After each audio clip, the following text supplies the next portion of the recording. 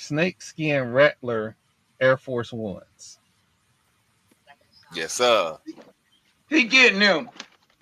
He what size is he? I don't know. You don't know what my shoes last. Shit, am I supposed to know that? Oh dear Father God. Remember when I You said this is interrupt. First of all, you interrupted me eating my fucking French fries, and that's rude and disrespectful. Let's get that out of the way.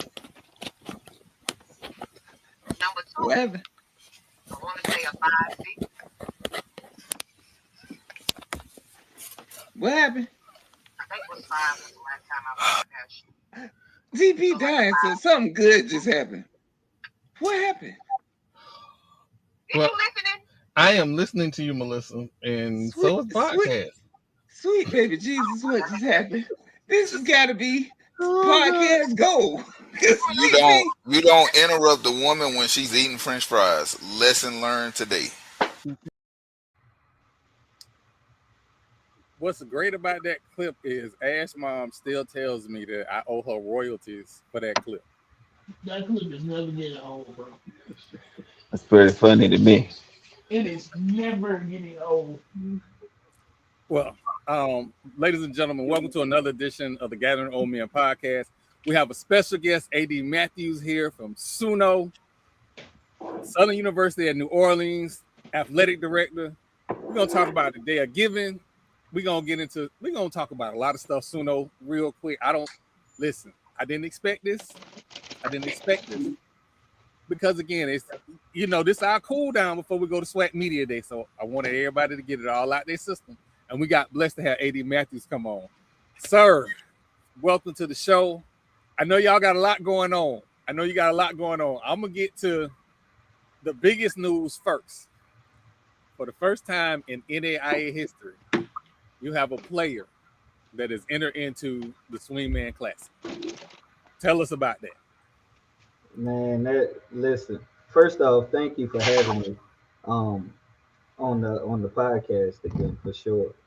But Donovan, man, this young man, this is so special. Being able to have Suno's name up there. I told the young man he going down in history. Every time another NAIA player comes in, they got to mention his name first, right? And so the whole campus is real excited about that. When I found out, I went and told our chancellor, and because the chancellor swears to me that he used to play baseball, although I haven't seen any footage, but I take his word for it. But he gets excited about any news, sports related, but especially baseball. And Donovan is a young man we're proud of. He's in graduate school. And so one, we're happy because the young man got his degree. Two, we're happy because now he's going to grad school. And so those are two major accomplishments. But to be the first ever, that's a testament to how, his hard work. Is a testament to how good of a player he is. And it's showing other kids, man, everyone is so caught up on, I have to go D1, I have to do this, I have to do that. But, the main thing is with social media, with everything that's going on, you just want to go somewhere where you want it and where you'll get an opportunity to compete. And, it's worked out for him. He has his degree, and now he's getting national attention, and he's shining national attention on our university. So we're super proud of Donovan. Now, a lot of people don't know.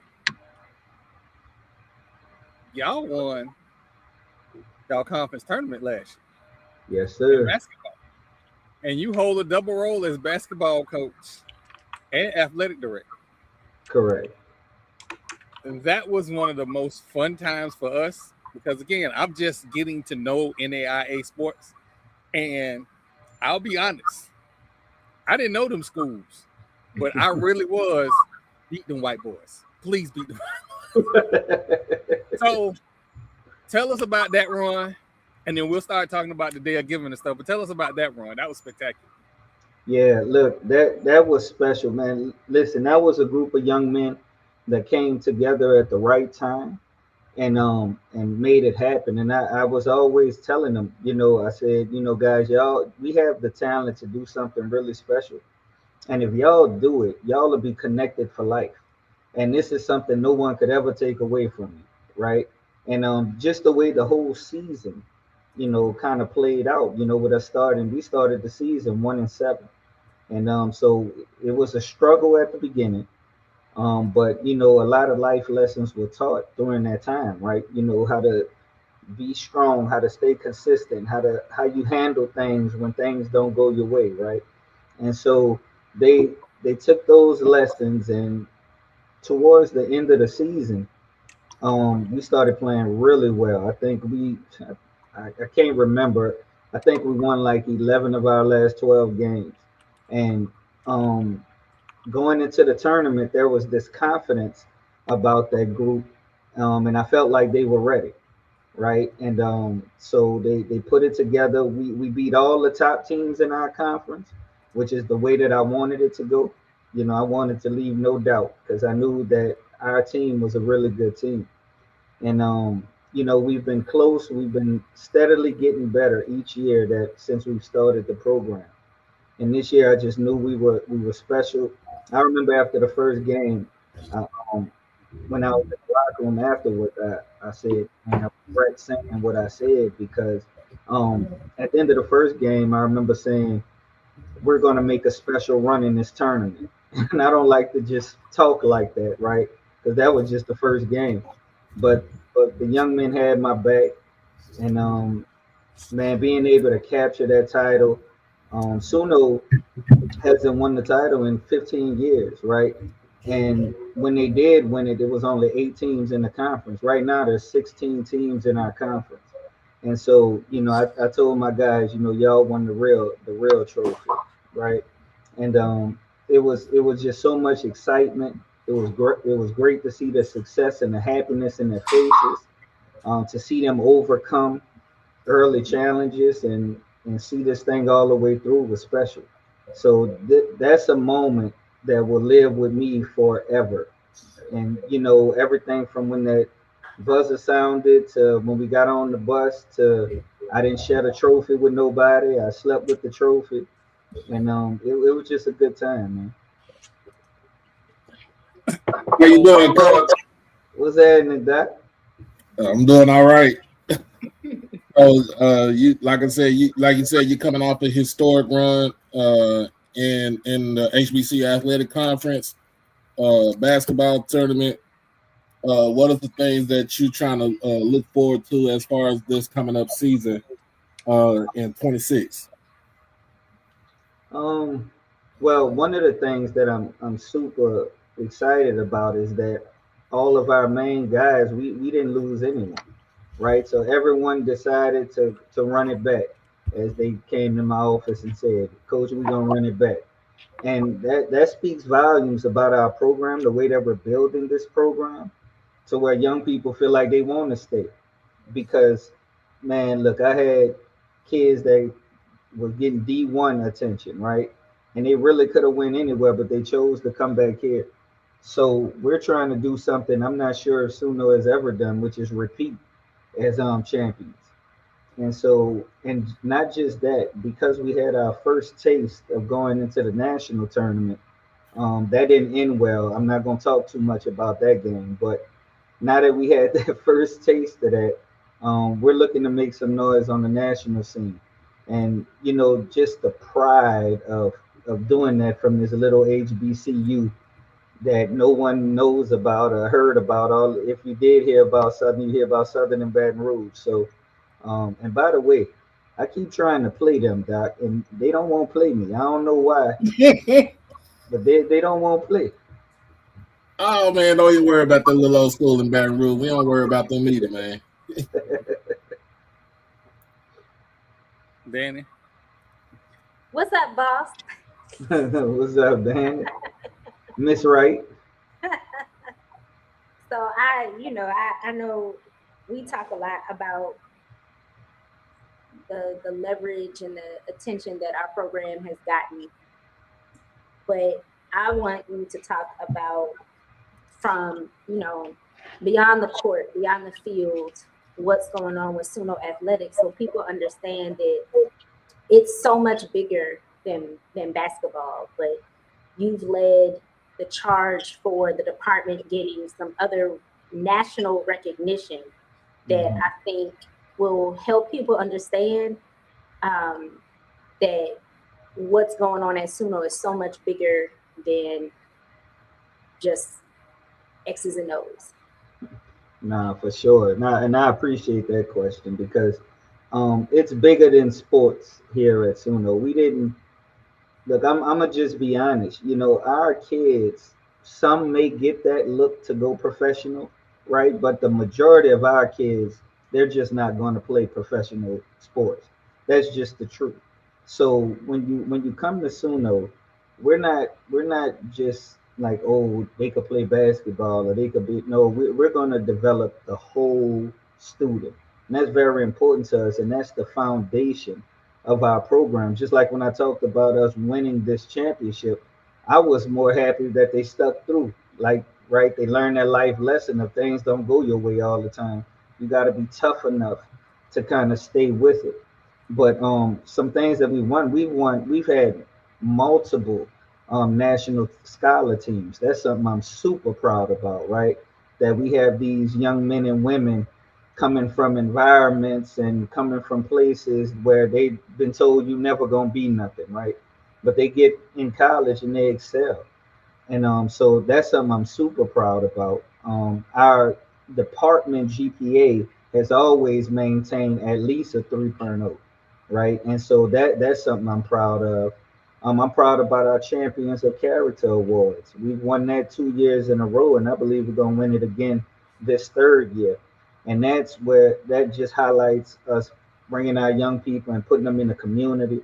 It highlights their community service hours, their sportsmanship, their professionalism, the way that they handle things. Like, just the thing I'm most proud about, because winning that trophy was great. I keep talking about that, y'all, because our first 3 years we were horrible. So if I keep talking about that trophy, it's just because we're not horrible no more. But we were never horrible with grades and community service. And so those are the things that I'm super proud about. If somebody was to call me right now and say, Coach, could we use some of your people to do this? We're going to go do it. Yeah, I want to tell y'all this, and then I'm gonna leave this alone. I actually got in trouble. The school might get mad at me, but I actually got in trouble because we were called on a Friday night to do something on a Saturday morning, right? And because I didn't have the young men dressed in the gear, they were like, Coach, what you doing? That was a good thing to promote, and we could do this and do that. I didn't know anyone was going to be there to take pictures. I don't want the kids to think that whenever they do something, they're supposed to get a reward, right? I want them to do stuff because it's the right thing to do. And so what they did for that event, they helped the AKAs. The women came together. That was during the time it was really hot, right? The temperatures were skyrocketing. They were carrying the big waters, and they called me the night before, like, Coach, we can't carry these waters. We need some help. So we just went there to help. And so getting people to understand that, look, it's not about recognition and all this other stuff. It's about grooming young people to be successful. And that's what I'm the most proud about with this program. Well, we are going to get to the business part because this is the most important part. Suno has their day of giving, and everybody has their own time frame of their day of giving, but Suno now has their day of giving. I almost said, Coach, AD Matthews, tell us about the goals that you guys have and what you're looking to achieve with your day of giving this year. Yeah, for sure. And look, you call me Coach, you call me James. That's just a title. That don't mean nothing to me. But yeah. So every year, the Southern system, right? So this is a system-wide day of giving, or annual fundraising event. And what it is all 5 campuses come together and give. That's why you see SU Give Day, right? And that's where we gather the resources to help support all 5 of the campuses, so we could continue to give these opportunities to young people, right? So for Suno Athletics, within our we just finished year 4. Now we have data driven things that we ask for now, right? And so we're kind of specific with some of these needs, but I want people to know when they're giving, they're not just giving. It's not you giving and coach putting in his pocket or is going somewhere or going through this. No, we're really into helping these kids. And our main pillars, right? We have 5 things we identified. One is student athlete scholarships. That's important. By us being a small institution, we don't really give that many athletic scholarships anyway. And so, but what I'm searching for money for is just like we talked about, the young man that graduated now going to grad school. We find out that a lot of our kids are like $1,000 short or $2,000 short from getting back in school. We want to be able to help kids matriculate through, right? So if they fall short, that's what this funding is for. That's what this funding will help. So it's not, you funding this basketball player, this star athlete. No, we're trying to help kids matriculate through. And that's why this scholarship amount is so important. Up until this year, we didn't really have too much of a need for it, but the championship travel, right? We this was our first time going since we brought the program back. So we were almost in jeopardy of not even going to compete in the national tournament because the school was like, Coach, how you gonna pay for that? And I'm like, dang, good. So maybe we shouldn't win then, because if we don't win, then we won't have these added expenses, right? But this is just so for as our teams are getting better, this is just additional monies that'll help those teams go and compete so they won't be faced with what we were faced with this past year. Academics and career development, I could have put a blank check there because whatever we could do to help with that, whether that's software, we just had a computer lab put into our athletics building. And thankful for the university for helping us out with that. So where the kids could come in and study and we could stay up on their grades and make them like, what, y'all might be doing y'all work in y'all room, but come in here, we want to watch you do your work, right? And then even academic support programs. For the longest, we haven't had an athletics academic advisor, right? And now that's changing. But just to be able to have someone dedicated to the academics of these kids is super important. Facilities and equipment, obviously, there's always a need in HBCUs for better facilities and equipment. So that I don't even really have to go into that. And then media broadcast and branding. We have a media rights deal with our athletic conference, and this is how a Donovan could get recruited and seen to be put into a Swingman Classic because us broadcasting and showing off what it is our kids do. And we use this not just for athletics, we use it also for our storytelling. That's real important. So people will know about the Champions of Character Awards. So they'll know that these kids are not just playing sports, but they're excelling in the classroom. Because our athletes are the top scholars in the university. I don't know how many universities are like that, but at this one, our athletes are at the top. So um, these are just some of the pillars, the foundation of what it is to help keep this program going, to help keep everything going because we're making so much success. And I forgot to say, this year was our first cohort where that we graduated this 4th year, and we had 25 student athletes that graduated. When we first started, we had 28 student athletes, and they matriculated through all 4 years and went ahead and graduated, right? So, the proof is in the pudding with what we're doing. We just want to be able to continue and to make improvements to help these kids continue to move forward. So I know I put the link in the chat, but if you scan the QR code, that will take you directly to the giving link. And we will run that periodically through the podcast so that everybody can get a chance to donate. Again, if it's $5, $10, give what you can, but give. Anything. We just want to help support these kids. And then also, if you missed the link or if you missed the scan, if you go to sunoathletics.com, which is our athletics website, and you click the donate button, it'll take you right to it. So anything helps. I feel like I'm gonna be on this soapbox for a while now, but anything helps because that's the passion that we have about these kids. And so whatever anyone could do, we're very much welcome. Okay, so I just been informed. Again, I get information. I'm in the end now, so I get information hot off the presses. So for the day of giving, it is $20.26 to represent their championship year. That is $20.26 to represent their championship year. We got $20, man. We can do that. $20.26. We can do that, man. Listen, donate, give what you can. Everything is appreciated, and a lot of y'all don't know. AD Matthews was one of the first athletic directors to come on to the show. For sure. We don't forget nothing around here. For sure. Nothing. And we appreciate everything.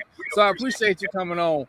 I had a little cancer incident last year, so it was a little rough. But this year I'm cancer free.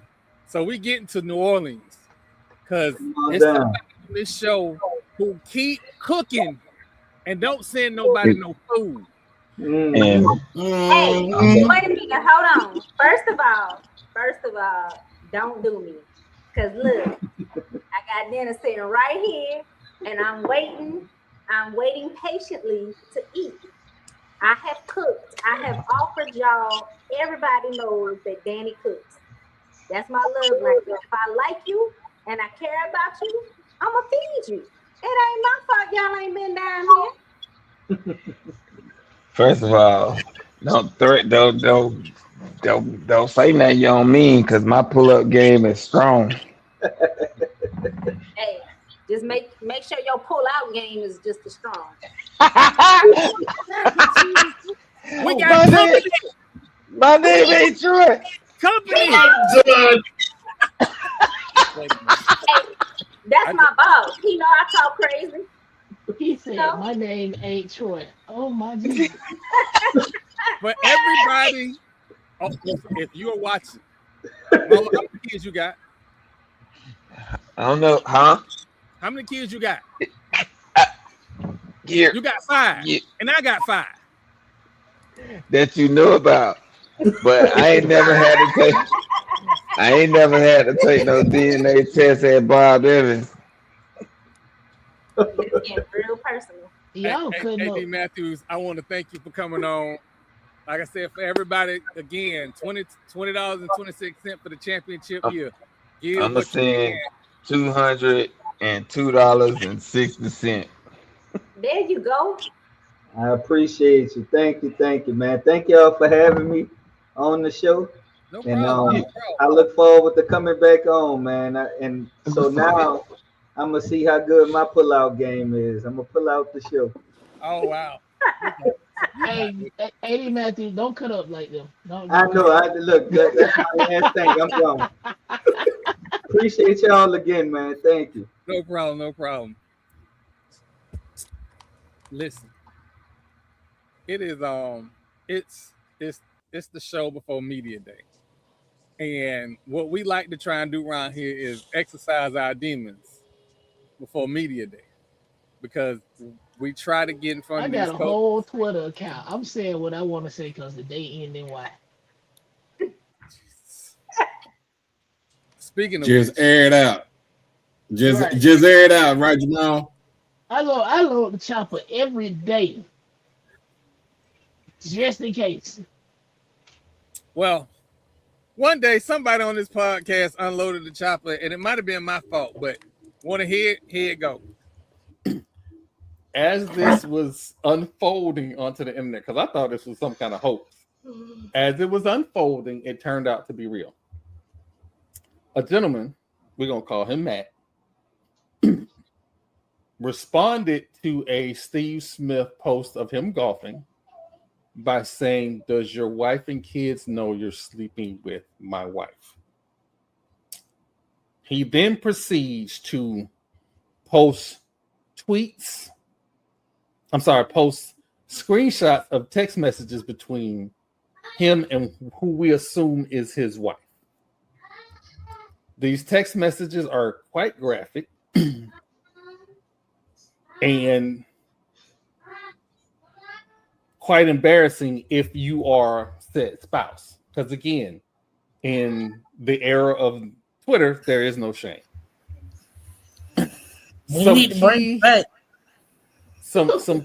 Some key issues that Marlo might want to discuss is the quote.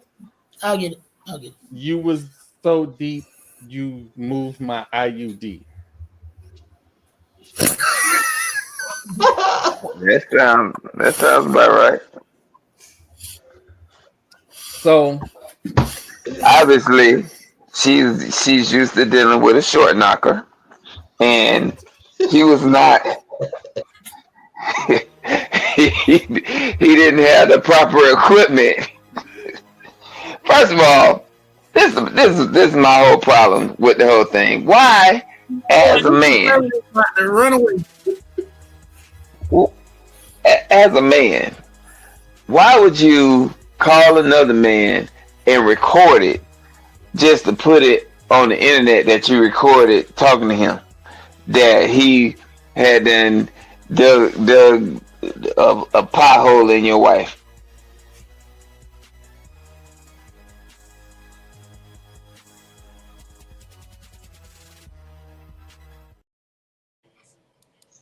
Sorry, not sorry. So again, that was one of, sometimes you get those once in every now and then type stories, and that was one of those once in every now and then type stories. I want to know if he regret running to the internet with all these things. I'm willing to bet he probably had to. He had to regret that because my whole thing I can't hear nothing. Don't, especially if you ain't gonna leave us out of it. Just be mad and sleep on the sofa in the guest room or wherever the fuck you gonna do. Now, in the words of Marlo, we all know you were short enough. They ain't gonna do shit for your dating life if you actually get divorced.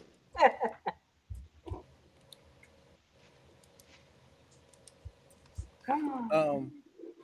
Well, I ran into another story today, and I just want everybody to know that I've done nothing to me to make me want to ever do this. But Marlo, Come again? court documents show that a man decided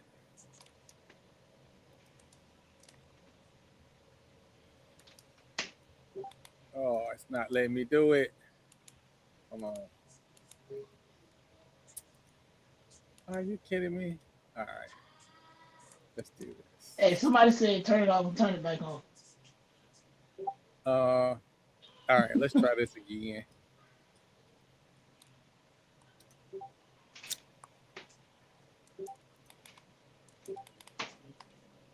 All right.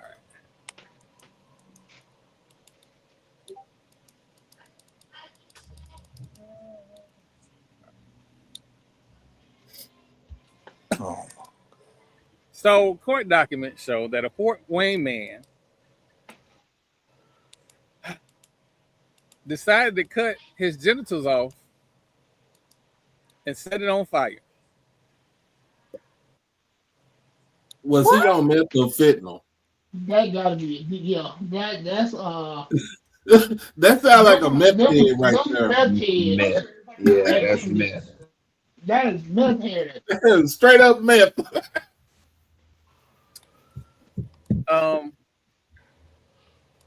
What started as an investigation into a stabbing and arson took a disturbing turn in Fort Wayne after a man admitted he set his own genitalia on fire. Mind y'all, that was his mom and dad's house. That wasn't in his house. I don't even want to go through the whole. Like, why? Why? Man, no. No, he did not die. He did not die. He got the police picked him up. This is his photo. This is a mugshot photo. The police picked him up. For what? What was his charge? Arson. He need his ass whooped. He need his ass whooped. What Doc used to say, beats kids at the penitentiary. He clearly ain't get one of them. Yeah, he ain't get beat out the penitentiary shit. You get picked up for arson. Oh, he got picked up for arson. I'm over it. I'm pretty sure when they read them You charges set in your the own, courtroom, you cut your balls off and you set them on fire. Wow. No, he didn't cut his balls off. He cut his penis. Yeah.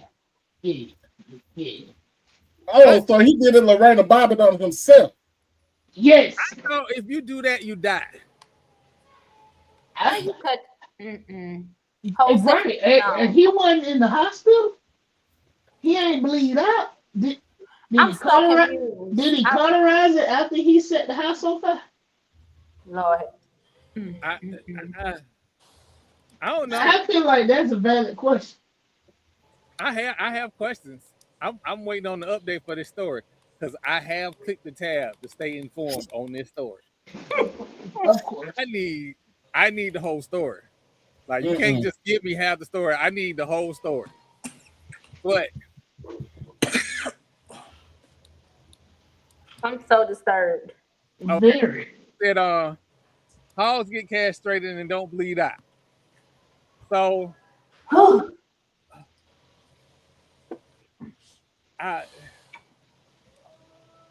in a fire, you don't want to put no kind of oil. Oh man, I don't. You know what? This just it go from bad to worse. Nothing about this. X. That's a good question. That is a good question. Ooh. You know, I told y'all that Indiana was a strange place. I told y'all that. There you go. I'm so glad I got up out of there. What part you live in, TP? They don't even know. No, what part you live in, TP? I was in Muncie. Oh yeah. I heard Muncie was the hood though. Oh, it is. It is. You heard right. Ain't that where Bonzi Wells from? He from Muncie, right? Yeah. Cool. Bonzi Wells. Yeah. My wife knows. Oh, really? Oh, okay. Yeah. Woo. Indiana is a strange place, man. I thought Ohio was a strange place, but they cousins. Indiana and Ohio is two sisters tearing. They share a freeway, that's for sure. No, I will not be explaining further. Well, you know, at least going to Cincinnati, I was looking at the city. I was like, oh, okay, I might be able to want to live here one day, just in case if I decided I wanted to move to Cincinnati. Got up to Columbus. I was like, oh, Columbus is a nice city. I mean, college town. But as soon as I got my black ass up to Cleveland, I was like, the fuck? No. It's cold. It's too cold because it's right by the lake. And I was like, you know what? I wouldn't make it up here. That's how I felt about being in Indiana. It was I told y'all the story. I got up to go to work, and it was 2. And I was like, this ain't normal. I ain't doing this. But listen, the act up stories, they keep getting better. Because why would you mess up your good job over some good? Who did that? I think that's crazy. If it was his wife, I'd be like, yeah, bro, you gotta get fired. His sister? Here's the thing. Here's the thing. We're gonna get to that a little later on. Said, here's the thing, right? Y'all keep forgetting that there's a dude named Matt Barnes out there. Matt Barnes changed and drove 100-some miles to crash out on his baby mama's boyfriend. That story was never. Wasn't they teammates at the time? But that was his coach. That was his coach. Right, but okay, I'm on Matt Barnes' side, and y'all know I hate Derek Fisher. I'm on Matt Barnes' side. I ain't finna drive 100 miles to get you, but when we get to practice on Monday, I'm gonna go ahead and clear my locker because I'm gonna weigh your ass out as soon as we get there. Well, I'm not driving. He said, "Fuck all that," because I think one of the twins called him. Yeah, the kids called him and told him what was up. Told him what was up, and he was like, "No, fuck that." He got in the car. I think he was on highway. He was on the PCH.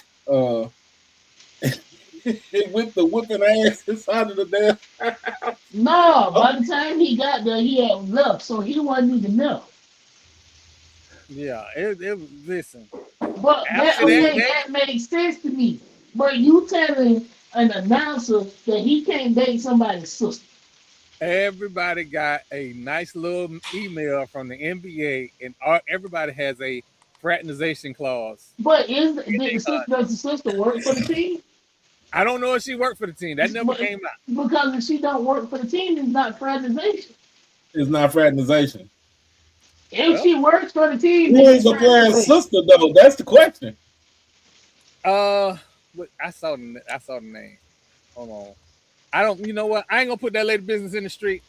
All I know is already in the street. It's already out there. All I know is, fellas, if you out there doing dirt,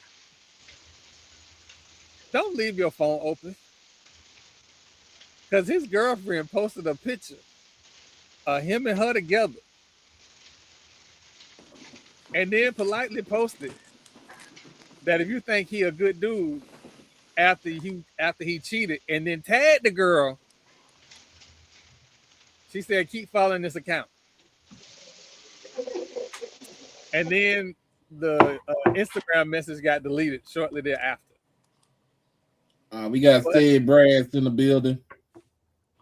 Yeah. I see you saying we're gonna talk about it. I wouldn't call it a full-blown prediction. Oh, I gotta change the day of the SWAC East prediction. It's instead of tomorrow, because I get off late tomorrow night, it'll be on Saturday evening. So, but we're gonna talk about it. Say this is since it's the last show on this platform before Media Day, this is us getting all of our unprofessional stuff out the way. Because I don't know if you're aware, me and Marlo Marlo and Lord Jamal. Marlo and Lord Jamal are Rattler alumni. I'm a Rattler fan. Yes, and sir. From time to time, we exercise our fandom too much. Here's an example of us exercising fandom too much. He could pass it, he could catch it out of the backfield. Still, what the hell is that on the screen? Did that shit say BCU donation fund? We're going around the whole SWAC, Marlo. The whole Why in the fuck is it under my picture?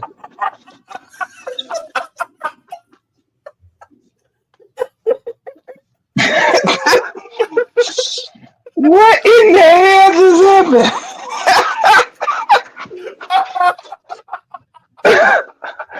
My bad, y'all. I tell you what.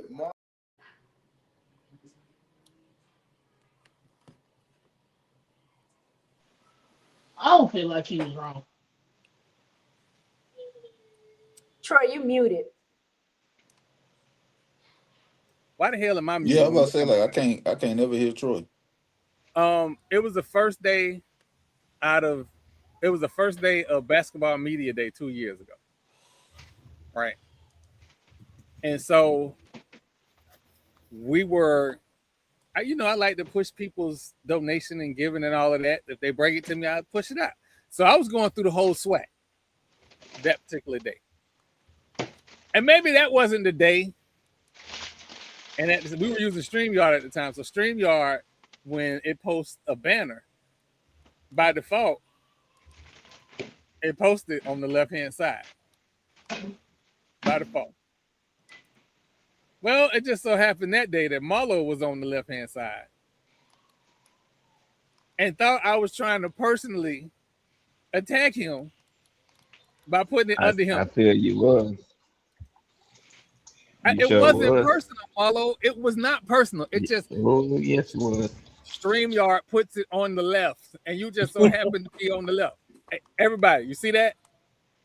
That is on the left. You see that right there. Now, I'm gonna play a quick little tad bit of that video. He could pass it, he could catch it out of the backfield. Still, to What the me, hell is that on the screen? Did that shit say BCU donation fund?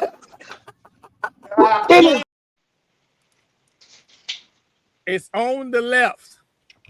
It wasn't a personal attack. You better Beyonce that shit the next time. Put it on the right.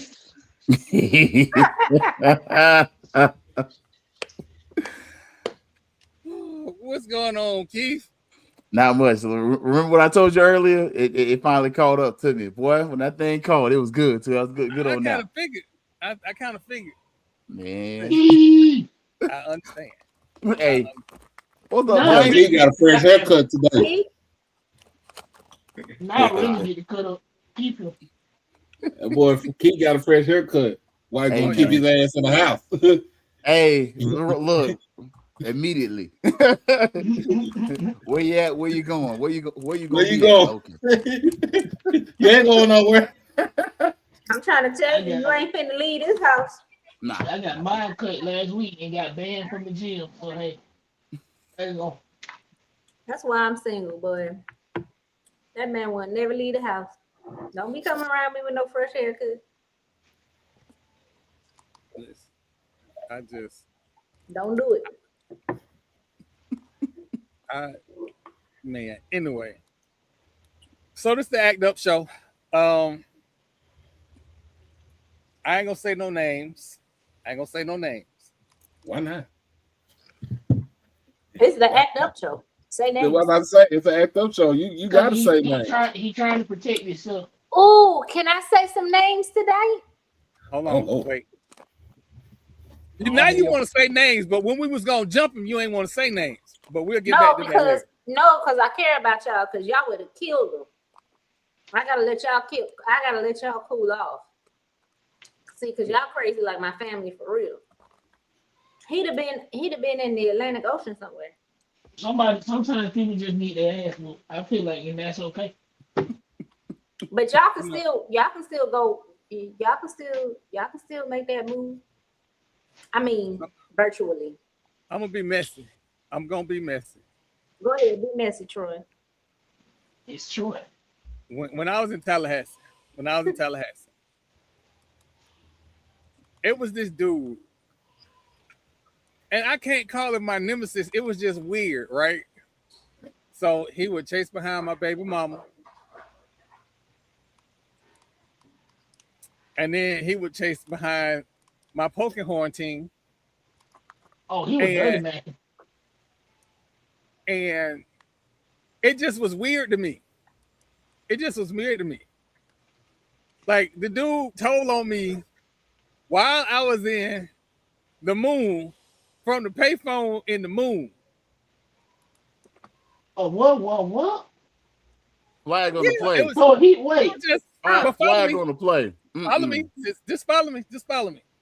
So it was just weird to me for a long time, right? And then we bring it forward to today.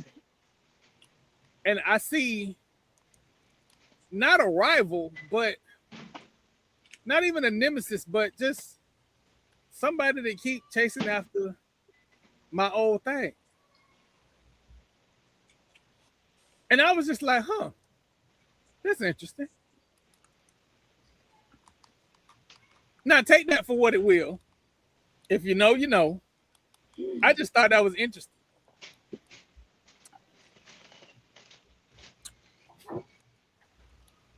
You ain't jumping. Uncle Billy said, I thought y'all be talking about sports. We do. We get into it. Listen, tell Uncle Billy. We just had. What was he at the first part of the podcast? We had 23 minutes with AD Matthews. Where your boy? What's your boy from that private school and on that little cul-de-sac say? GABOS, Troy. Game ain't based on sympathy in that case. Nah, man. Nah, man. That's Dirty Mac and We know that's going to be their guy. That is going to be their guy going into the season. We know that's going to be their guy. You talking about that? You talking about that Louisiana school in the woods? God. If that's their guy, good motherfucking luck.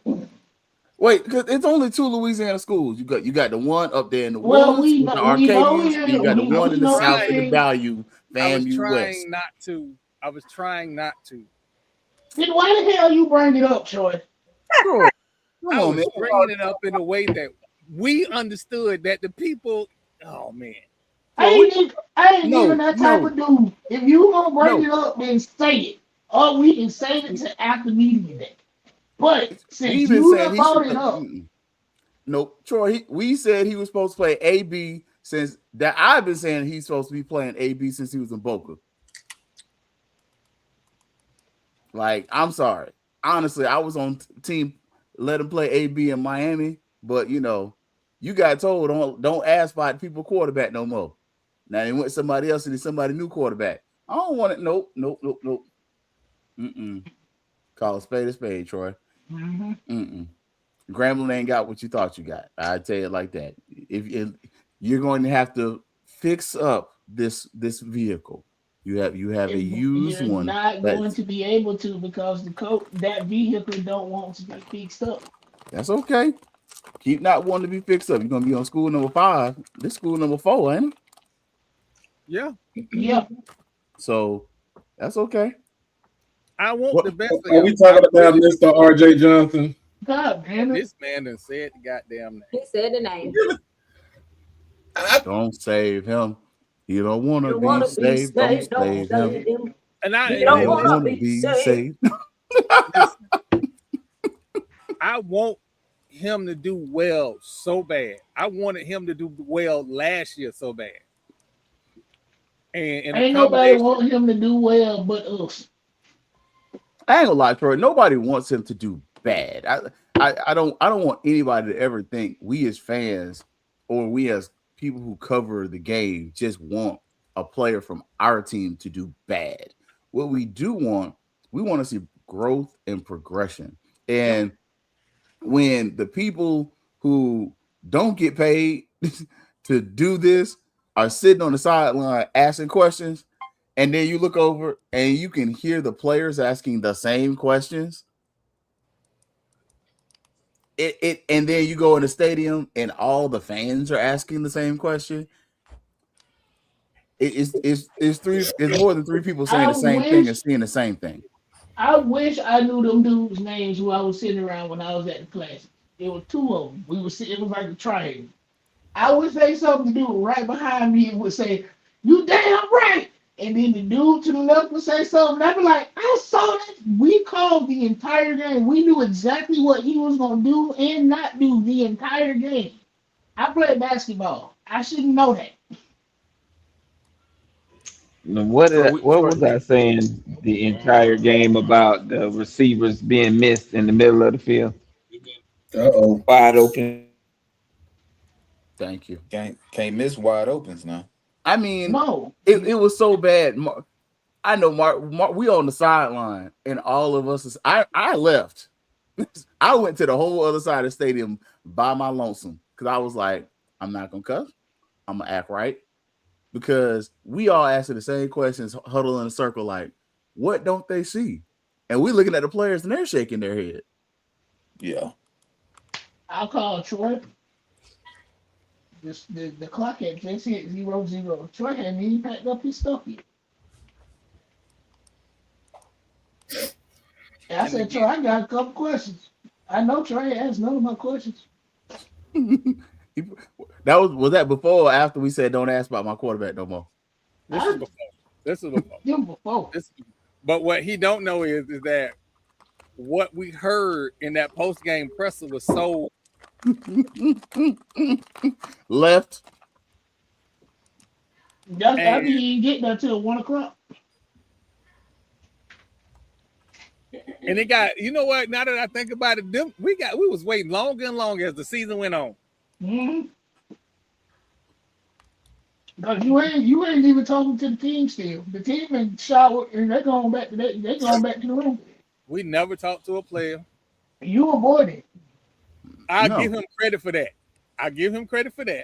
Credit for what? Taking all the slings and arrows. I give him credit He was for that. going to take the slings and arrows anyway because we do not attack the players. We're going to attack his play calling. Mm-hmm.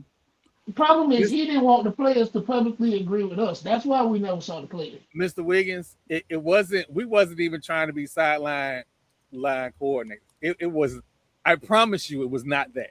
No, it's not sideline coordinator because we didn't walk up to the coach and say, "What are you doing?" You're sitting field level, and for me, I like sitting in the end zone. I don't care. I prefer the north end zone because it's got a little hill on it to the south end zone, just because now y'all gonna put that darn cannon back over there. But anyways, yes, Lord, you can see what the quarterback and what the players are seeing from their perspective, and you're just like, he late. So it's less of being sideline quarterback. You're seeing what he sees, and you're like, this isn't matching up, And again, nobody wished ill on the kid. You just like, hey, you got two other quarterbacks. You should try at least the other two because one of them you put him in there, and Mr. Wiggins is trying to rage me. He is trying to rage bait me. I'm gonna say this for those who don't know. Hey, who people is that before I started crashing up? Is it? I don't know who people. That's Uncle Billy. No excuses. Listen, on purpose, I try to keep us on the fan side with some ball knowledge. I know ball, but I act like I don't because I like to be on the fan side. But we all know ball. That's the thing. It's like I played basketball. I think Ashley Troy has seen me at a basketball game before because I know what I'm seeing. Mm-hmm. So I know what I'm seeing. I know when this is going to be a down screen. I know when somebody is going to cut across. I know when this person is going to shoot mid range because they didn't shoot mid range all game. So it's not fair to say, oh, you be in an armchair. Am I being an armchair? Am I being a fan that just knows the game? I'm not even being an armchair though, Jamal. It's the fact that the players on the sideline are calling it out.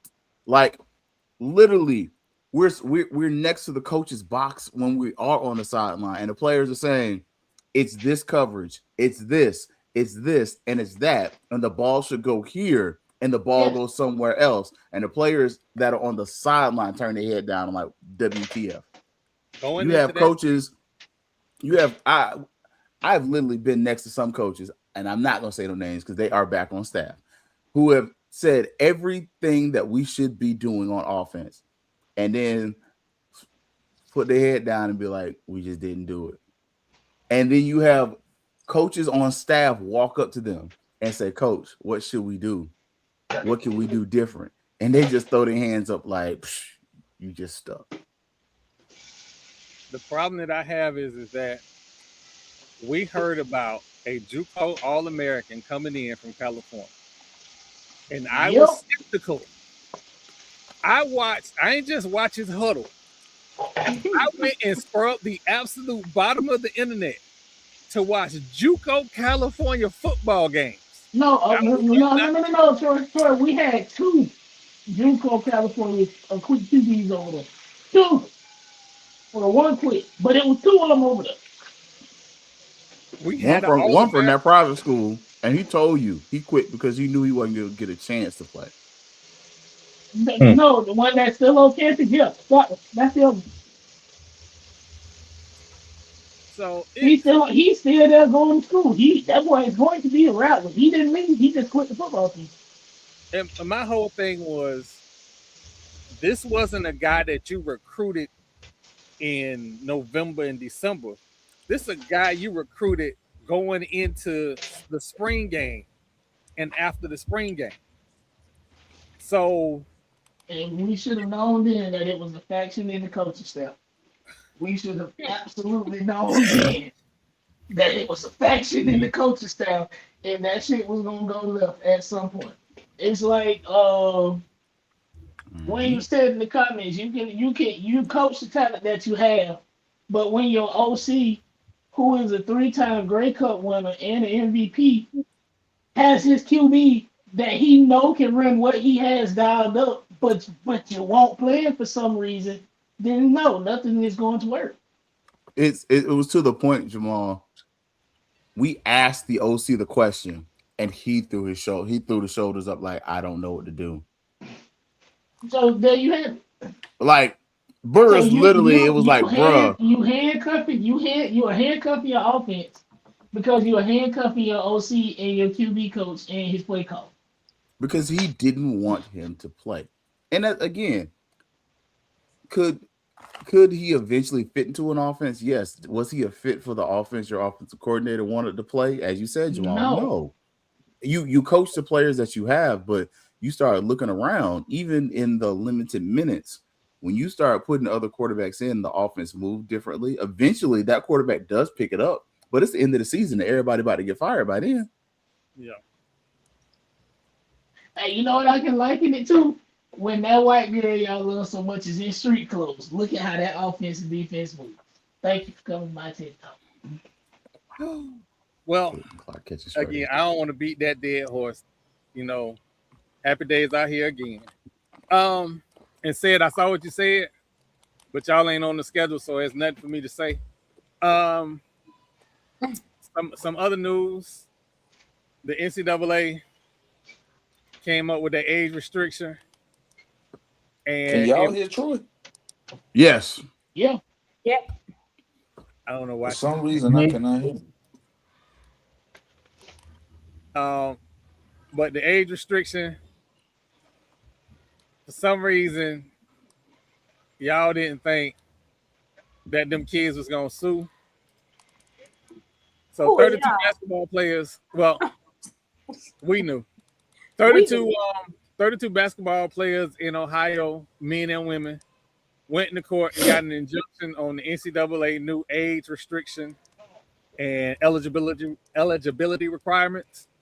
So once again, the NCAA goes into court and loses again. And the first thing everybody say is we need government intervention. No, you don't. The people who are championing themselves on small government keep calling the government to solve everything that they lose. I was about to say that. Real surprising and suspicious and convenient. And not just that, like, was it the NCAA that really was pushing this, or was it the small government people? Like, I think it was the government. It was the small government people. Like even your boy Nick Saban to come back. And did you see where University of Alabama and Auburn have both called BS on that? Mm-hmm. And they have both. I'm happy people are finally calling BS on him in general. I was tired of people looking at him like a goddamn saint and a savior. Well, that's what everybody looked at him like. Old jolly old Saint Nick. Right. And that ain't it at all. And I knew he was gonna move the exact way he moving now when he just up and retire all of a sudden. And then to go to a school that in the parking lot. And then to go to a school that had a head coach who pretty much is a renowned racist is diabolical. Auburn. Tommy Tuberville. You mean the Tommy Tuberville? You don't even live in Alabama. He lives in Florida. Banks in Florida, and he's an Alabama senator. That Tommy Tuberville. Mm-hmm. Okay. I said, boy, they don't tell you how dumb the good white people are. And I'm using good, not in the way that y'all think it is. For Alabama, I don't know what to tell you. What was worse was when Cincinnati hired Tuberville. Oh He yeah. doesn't fit that I culture. forgot he was even there. Yes, I was Definitely he there. was. I was working there when they hired him, and I just remember thinking, this You ain't gonna shook be your no head. good. Hey, he was This ain't there, gonna and be no good. we said something about it too. Like, don't ever think that we don't call people out for FAMU when they do twisted shit. We say it all the time. We not scared of them people. And then he made his way on down to Lubbock to Texas Tech. And they ran his ass out of Lubbock. I Hey, hope he stub his big toe. hold on. Since Doc brought up Texas, TP and Doc, y'all got to explain this to me because the Big 12 had media day this week. Yep, down the road in Frisco. And y'all different in Texas. What you mean? Y'all had very aggressive questions for the athletic director. I mean, I'm sorry, for the commissioner of the Big 12. I want somebody else to start asking aggressive questions. I think everybody should ask aggressive questions. Listen, but it depends on. So my thing is, it depends on who was asking the questions, especially for the two major newspapers here in the DFW, the Dallas Morning News and the Fort Worth Star Telegram. So it depends on who's asking the question. Now, I would say Dallas Morning News have a reputation of asking real tough questions. And I wish my dude was still doing sportscasting. Right now, Dale Hansen, he would have asked the real tough question. I remember the night that he was on his show 30 years ago, and when Barry Switzer he was questioning Barry Switzer, and at the time Barry Switzer got upset. And it looked like both of them get ready to go to blows. It was just so funny. But it just depends on who's asking those questions, though. I mean, they got it right to ask them.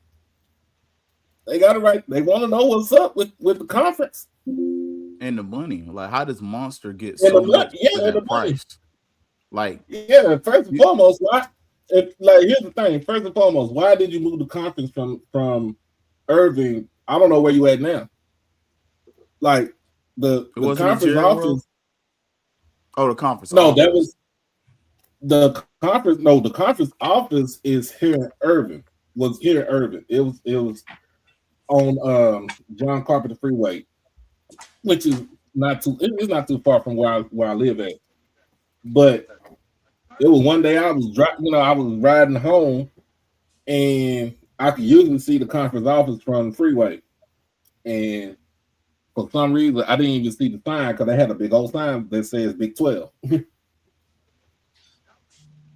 But I'm gonna play this clip.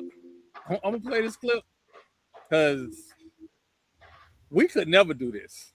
Fined over tortillas, and tortillas were banned outright. OSU paddles broke an always maker rule, has a tradition exemption. Sorsby never played a snap for the Red Raiders. Big 12 sued them anyway, while Cincinnati hasn't been yet touched. You're selling greater than 12. Why should Texas Tech fans believe it? Can you sit? Let me come closer to you. Stand up. Ask that question again, and I'm going to give you the answer I want to give you. So go ahead. Texas Tech got fined for tortillas, and tortillas were banned outright. OSU has had paddles that were given a noisemaker exemption back in 2012. Sorsby never played a snap for the Red Raiders, and yet there's a lawsuit. Cincinnati has yet to be touched. So before we continue, I think that man's name is Sean Dillon.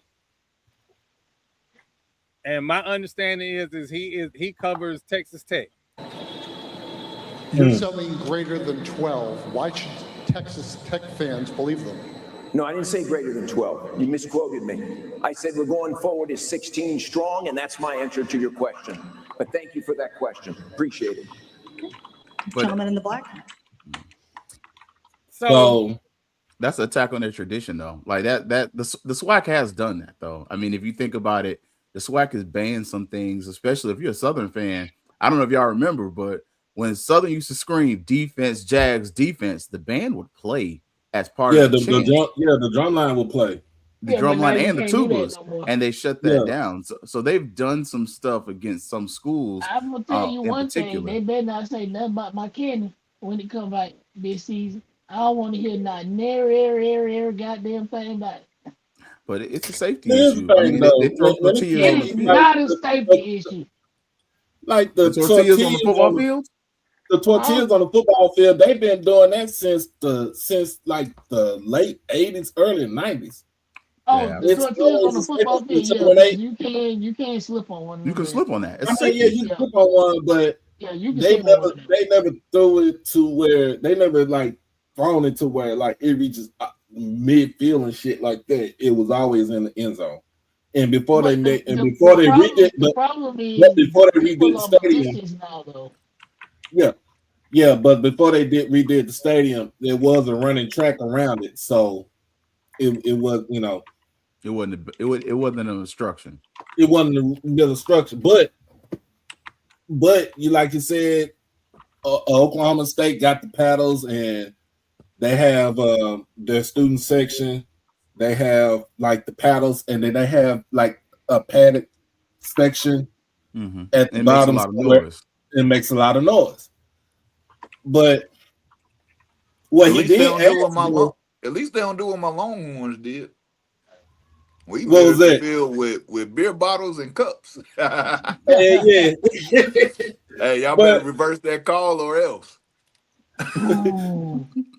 Hey, but he did ask a question like Cincinnati. Y'all ain't touched Cincinnati, but you got some shit for Texas Tech. What's up with that?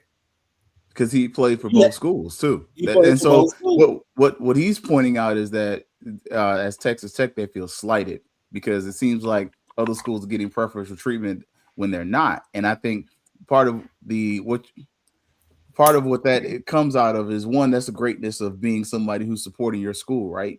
But it's also the blind spot of supporting your school, because the noise exemption also applies to schools like Mississippi State, where you and me all know cowbells are very illegal. Cowbells. But you go up in there and they're doing the freaking cowbells.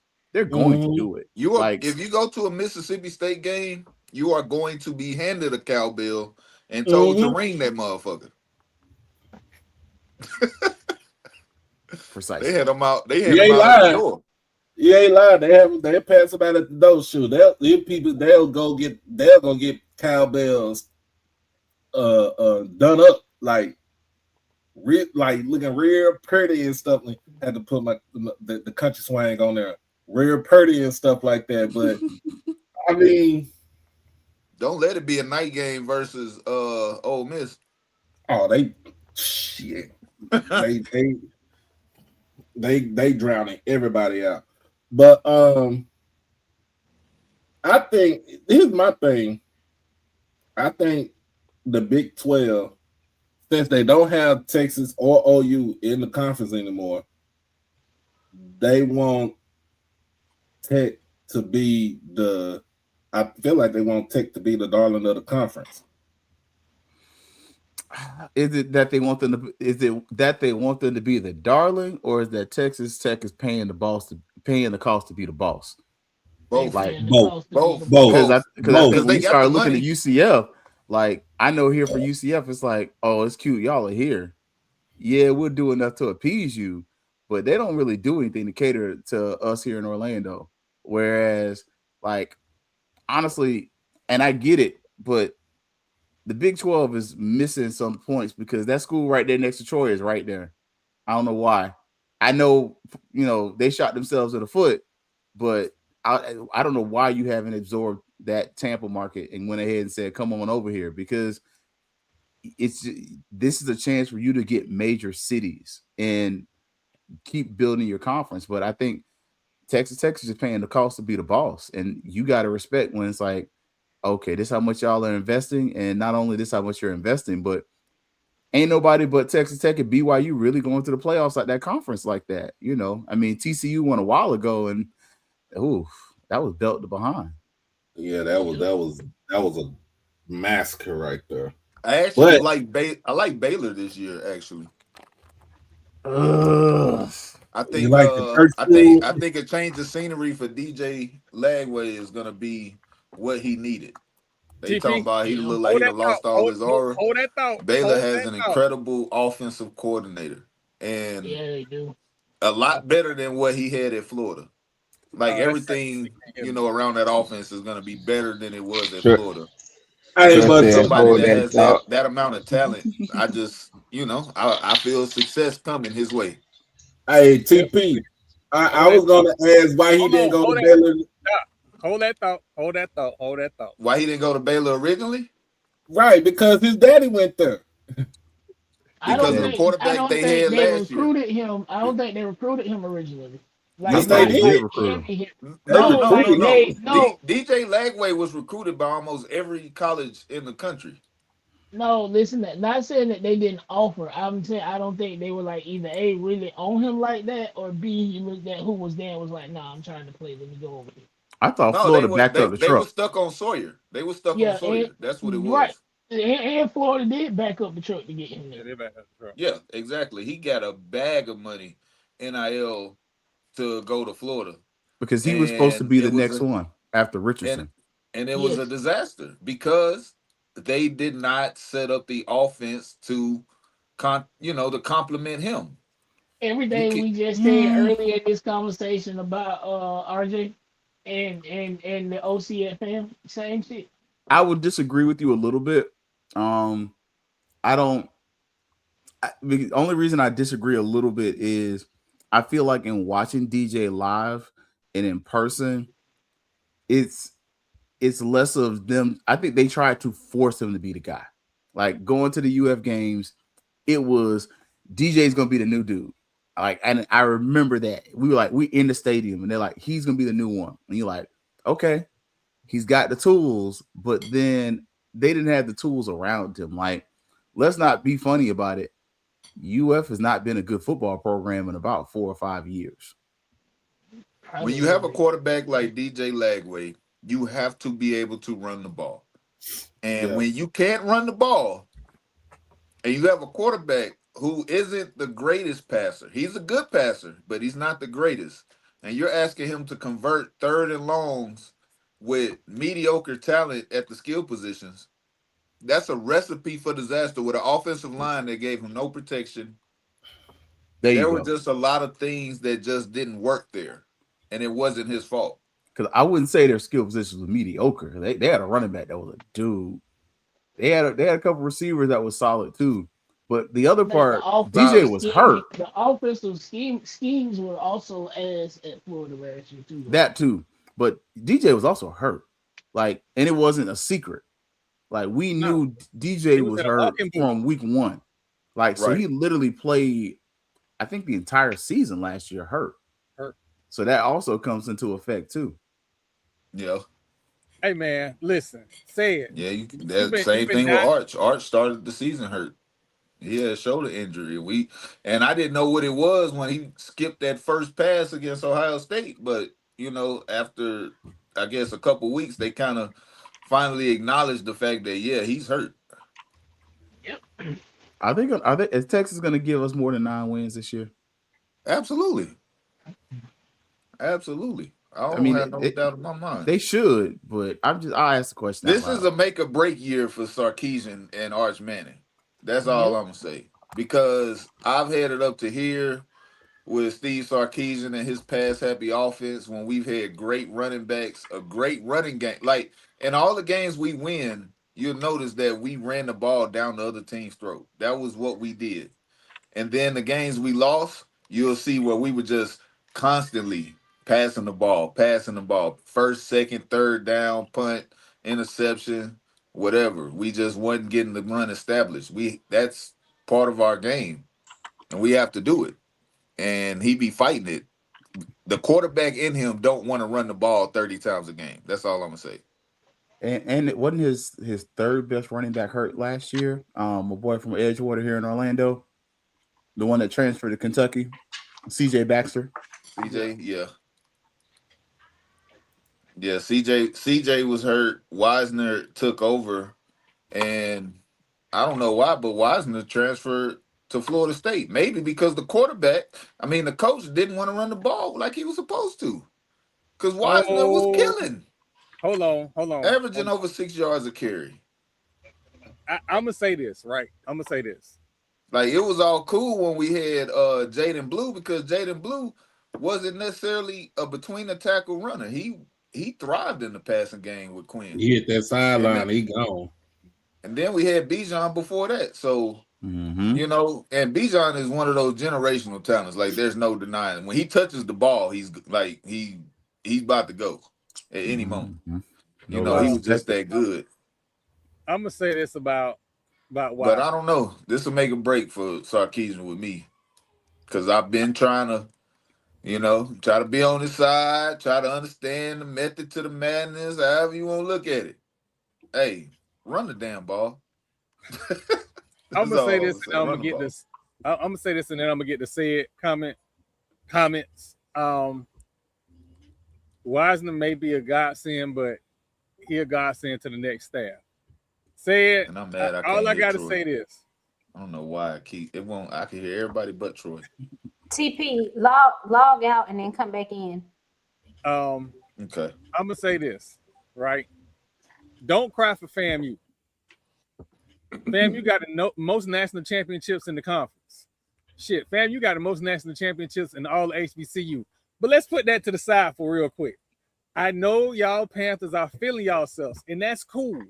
Understand them 17 national championships. Your mama still working in them $10 houses? Some other time. Some other time. One of these days I'm gonna climb all over you. It take more guts than you got, Biggie. You got to bring ass to get ass. You're colorful, Mac. Dumb, old-fashioned, and out of style, but colorful. Biggie, you out your territory. And I don't like it when people come into my town without paying their respect. Because when you come over here, you got to pay your respects to them 17 national championships. But enjoy this part of your schedule. Because FAMU will be back on your schedule soon. My coach ain't blow a lead in the national title game either. Dang. And to be clear, since you want to talk.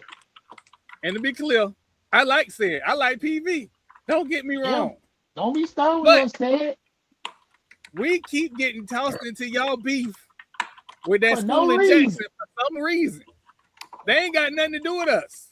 We only beef with that ragged ass school in Daytona. Yeah. Okay. And at least when we beef with FAMU, we beef with y'all for other Y'all shit. beef with us because we the only ones that talk back. Everybody else just let y'all talk. We say shit back. So, something talk back. They just can't say nothing. All righty. But yes. I mean, who y'all gonna wear? It is fun to talk to us because we talk back. It's not fun talking to yourself. That is true. Pull up that poll right there.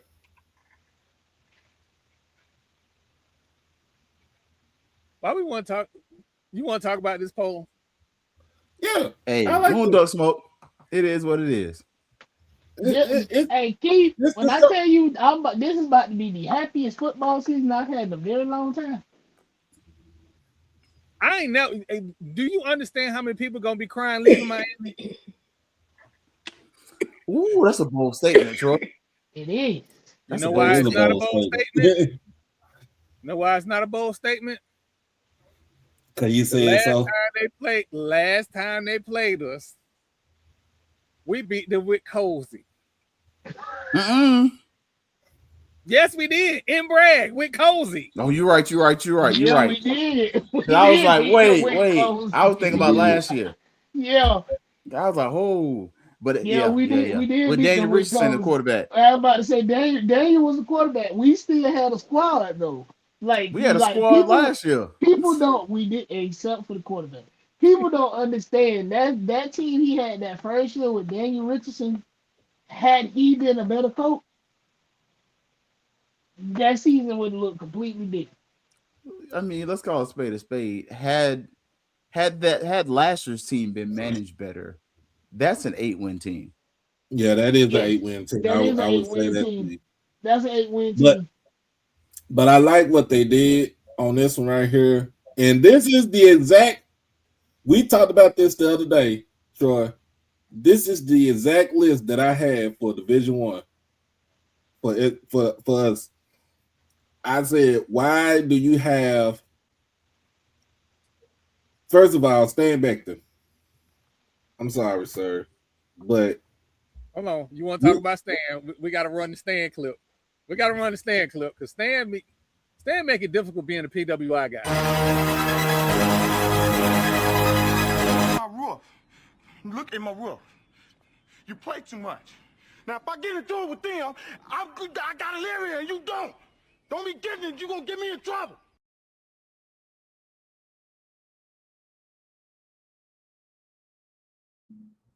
I ain't never seen Stan at a game. Stan went to a school I ain't never heard of. Oh shit.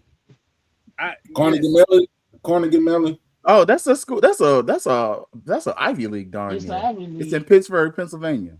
Yeah. It's private and very expensive. So when he come out with these lists, I don't want to be grouped in with that PWI people. I don't want to be grouped in with him. But listen, looking at this doc, I agree. Looking at this list is better. This list is better. Yeah, because the list that he had, bro, first and foremost, you disrespected South Carolina State, who is first of all, they are the 2-time defending MEAC champs. Second of all, they won the whole shebang last year. So putting them you gotta put some respect on the you gotta put some respect on their name. But not just that though. Don't forget, they got I may be biased. They improved their offensive coordinator situation. They did. Yeah, they did. Absolutely did. And I will say, if he gets the quarterback if he gets the quarterbacks that he likes to run in his system, farewell, good night, good luck. They had to improve. Uh-oh. So his ranking was that he had Alabama State at number 1. And I'm like, okay, what did they do last season other than go 10-2, winning the last 4 games without their starting quarterback? And but I understand they putting it all on Andrew Body. On Andrew Yeah, Body. they put it all on Drew. But he has an amazing talent. He is an absolute talent. I want him to be successful. I don't know how he's gonna hold up. Well, not just that though. For the first time in a while, Alabama State also made a big acquisition on offense outside of the quarterback, where they signed that receiver that a lot of people were, are saying is going to be him. So, I think he is. I think exactly. So I think some of it is you're not so much as rewarding last year's as you're saying I'm projecting this year that they're going to be better because we as soon as we say South Carolina State, the first thing you say is who the quarterback. I can see that. Whereas Alabama State, you like, I know who the quarterback is, I know who the receiver is, I know who 2 of the receivers are. Like, the running back, he came back. Right. So Alabama State looks like the more complete team. The problem Alabama State got is, can they overcome the person on the headset? Oh shit! I mean, that is true though. And then if he does not, I don't want to say win it all because I think that's unfair. But if he does not make a deep run, at least win the SWAC, is he still there next year? Yes, I think so. But the thing is, I don't fancy him as all of the problem, because to me, I think of him more of like a Bobby Bowden type coach. And Troy, you'll get what I'm saying with this. We all talk about Bobby Bowden was this football, this and this, this and this. When was the Not last time me. anybody said Bobby Bowden was anything on defense? And every time they say it was Mickey Andrews. Yeah, that makes sense. And I Now, think yeah, that's the thing. That's the other thing that I wanted to say is that you don't have the guy that's calling the defense in Ryan Lewis. He's down at No, FAMU. but they got what his name? Ain't Milton at Alabama State now? Talking about Let me Milton check. Patterson. Yeah. I thought he went back. Man, I was over here talking, thinking y'all can hear me, feeling like I'm getting ignored. Nah, brother, we don't do folk like He had that. me backstage. I was waiting on Marlo to chime in. Yeah, ain't Milton at Alabama State now? But no, when you was think talking about everybody knowing the quarterback and all the situation at Alabama State, like first of all, it starts with the quarterback because that's the leader of the team. And if your team ain't got a leader, we really don't expect you to do a lot. You know what I mean? Like that's I, that's something that you decide in spring ball. I think Alabama State biggest question mark is, can Andrew Body stay healthy? That's Can it. Andrew Body He stay healthy, has and is the head coach going to let his coaches coach?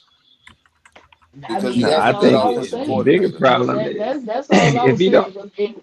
Even with that wide receiver, if he is out after game 5, that's it for Alabama State. Yeah, Tough statement. yeah, And because then You he you is. you think But they season? wait, You I'm think that saying season that rests on the shoulders of a wide receiver? no. If the quarterback goes No, out after if the game Oh yeah, 4, quarterback if the goes then out, quarterback go yes, the down, quarterback. they are And screwed. I'm saying that because the number 2 guy who was behind him last year is now at FAMU. Right, they have no contingency. Tayshaun Smoot. No, not I'm sorry, 3. The dude, because when Tayshaun got hurt, the other dude that's under him. I'm about to say Um, Tayshaun. and I and I Well, and I agree with what Brian put up there. I don't think preseason polls should be as much about what you did last year as much as it's a projection of what you're going to do this year. And I think that's why, I don't get upset when it's like FAMU's not in the top 10. Okay, that doesn't upset me. Zach, It ain't yeah, about where Smoot, you start. he did go undefeated as a starter. yeah, he went 4-0 at the start of. He went Yep. 4-0 at the start after that Prairie View game.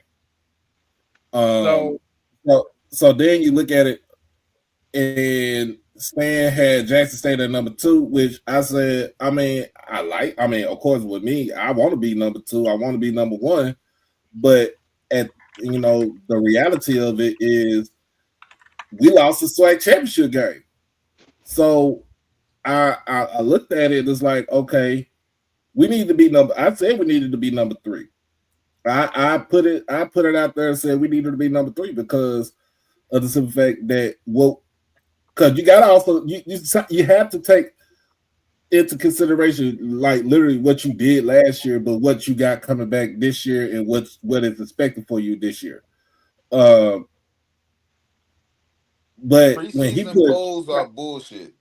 Just put it like yeah that because you don't know how this team You is don't. gonna I play mean, together. And with right the it. change, like with NIL, there's a huge changeover with almost every team in the country. So we don't know how these kids are gonna play together. So we do base it on last year's success or failures as a baseline, but it right really don't mean nothing. right. Correct. I mean, but you know what it does mean though, TP. It means a lot of talking points. It Yep. does, That's what it is. it does, It's like and it's barbershop talk. when you're a team that's ranked in the top 3, top 5, you got something to prove because you have to show that you deserve to be where you are. You need to show that you deserve to be ranked number 1. Because what have you done this year that says that? So you have to week in and week out prepare as you are the number 1 team. That's just bottom line. Like we have to we got to show up and play the part. Mm-hmm. So, little baby, I'll tell you that I'll say this. This is why they're so hot. Because Jackson State have to play them in the hole. And for the last 3 years, Grambling been picking the hole when it comes to Jackson State.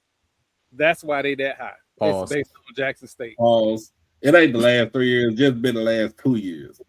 Because the last time we played them, saying pause. 3 out of 4. He did the not. last time we was just gonna played let him them, cook. Troy, the last time we played them in Jackson, we Y'all put a won. 60 piece on them. But when y'all put with the time before that, when y'all played them in the hole, The time before that, we won that too. We won on the last second fumble at the 1 yard line. But for Grambling, my struggle with Grambling is to me, Grambling has a similar problem that FAMU has. If I'm not a Grambling person, I don't know enough about them to rate them that high. Like, what am I giving them this much credit for? Well, okay, so there was a comment in the chat about data, and like data should be based off of what's going to occur this year. So, and then Israel made a comment that it's not what will, it's what was and what happened. And it's both, right? Like you predict, you make your predictions, you make your selections and your rankings based off of what happened last year, plus data that you know about for this year, right? Right. So someone could have finished in the top 10 in whatever, right? So, oh yeah, they'll finish that high this year. Not if they lost 8 out of 11 of their starters. Right. So it's a combination of the two, but you can't just look at what the year hasn't been played, right? So data is going to tell you what's probable based off of what happened last year, plus what could potentially happen this year if this, that, and the third lines up based on this, that, and the third piece of information, from your starting lineup to your reserves to transfers that have come in, people that have left, people that are, if they transfer someone else, people that are not with your program, if there's a coaching change, right? Like which school just got, oh no, they don't have an OC yet. Oh my gosh, is it UAPB that still doesn't have a coordinator? Oh wow. I think that's what we said that we were talking about that last night when we did. I think they don't have a coordinator. No. Yeah, because Tony Hall is at Alabama State. Yeah, he left. So that's something to think about. July. And again, exactly, it's July. So how is that going to prepare the team? Like, how you gonna prepare? You start basically playing in a month. Yeah. Preseason camp starts in what, 2 weeks? I guess I got my question for Media Day. So is the coach a defensive minded guy or an offensive minded guy? Which coach? The head coach. UAPP is offensive. UAPB is offensive minded. He's from Florida. No, he's a Florida boy. Because he used to be on staff at Florida State. But you're saying he was a DB when he played in college. Yeah, but that offense, since he's been there, they're carried by that offense. Yeah. But you said he don't have a coordinator. No, that dude left him. I'm looking at their site right now. They have a head coach, defensive coordinator, running back coach, special teams, wide receiver, defensive line, offensive line, linebacker, defensive coordinator, recruiting coordinator. I'm sorry. They General don't manager. have an OC. They don't have an OC. So that means the head coach is calling the plays. I was about to say the head coach is calling the plays. The head coach is calling the plays. Does he have a lot of experience calling plays? Somewhat. Yeah, I'm not sure how much. Somewhat. Let me hit this comment real quick. I wouldn't do Georgia thighs. Oh Jesus. Okay. So here's the thing when it comes to FCS football, right? Ball because recruiting company services only cover to a certain level. You will have state champions that don't get stars that were like Mr. Football and all this stuff that somehow end up in the HBCU ranks, and people will ask questions like, how did he get there? So it can't just be on recruiting. That's part of it. What we do know and what we do understand is the portal rankings. So we can equate the portal rankings into it. But as far as like high school talent, man, listen, there were predictions made without taking into account the talent that I know 3 schools got. But again, people rosters aren't online, so maybe that's part of it. I was about to say that's part of it, Troy, but it's also I don't care about the recruiting rankings. Like for me, it's about film. Like just like last year, how we were just saying, like, okay, Jet was this highly rated quarterback. Then we went and saw the film, and we were like, oh, and he's the better quarterback. Like I think that matters. Like when we're talking about some of the top heavy teams in the SWAC and in the MEAC, you know, South Carolina State, there is a question mark of who the quarterback is. PV, we kind of know. Jackson State, we kind of know. Alabama State, we kind of know. North Carolina Central, you have an idea. Delaware State, you know. Grambling, you have an idea. Cookman, we know who the starting quarterback is. Texas Southern, we kind of know. FAMU, you know the starting quarterback is. So you can literally, much to Jabal's point earlier, you know who the starting quarterback is for almost every one of those top 10 schools they listed. And then you can look at some of the acquisitions and see like, okay, these are impactful players who are still here. These are guys who are coming back. Based on what I know that they have, these are the teams that I project to do well. I'm going to tell y'all this now, and I think everybody that has been to Media Day knows. When we get into Media Day, they are going to hand us rosters and informationals, and we're going to sit down while we're eating our food and go, ooh, they got him. Because you can still grab players out of the portal as long as they are already in the portal. This is why and it was down. And it was like thousands of kids still in the portal when it closed. Yep. So And schools like FAMU are still looking for linemen. So you're talking about the rosters aren't online, but they're also not finished. Everybody's looking for linemen. Yeah, they're not finished. Linemen are hard to come by now. I think everybody's looking for linemen. Everybody, even NFL teams are looking for linemen. And this goes back to the point that I've made for years. It starts and ends in the trenches, and I feel like teams are coming back to that realization. Mm-hmm. But when we was talking about the quarterbacks, I feel like yes, we know who the quarterback is for a lot of those teams, but do we believe in those guys? And is a quarterback competition the worst thing you can have? Because I look at it like this. You either have 2 bad quarterbacks fighting it out, or you have 2 good quarterbacks fighting it out. That's like if you don't know who the guy is, it's either because they're both good or they're both terrible, and you trying to figure out the worst of the better of the 2. Yep. And everybody know who that guy is by now. And I mean, we at my beloved FAMU, we know who that guy is already. Yep. At that school who shall not be named, we know who QB1 is. We know who exactly. So I'm just ready for this year to be over and done with, because next season we are getting the absolute QB battle for the ages. That's gonna be nice. If he can keep those guys, it's gonna be a battle, 3-man battle to see who gonna be the starter. I keep telling y'all, Jalen from Thomasville is him. You think so? Absolutely. Go him watch and that kid in Atlanta. Those two. Him and the dude from you talking about from Locust Grove. Yeah, Atlanta. You ain't got to do all that. Atlanta. I'm telling y'all.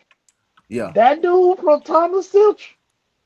He is a monster. Do you hear me? That boy good.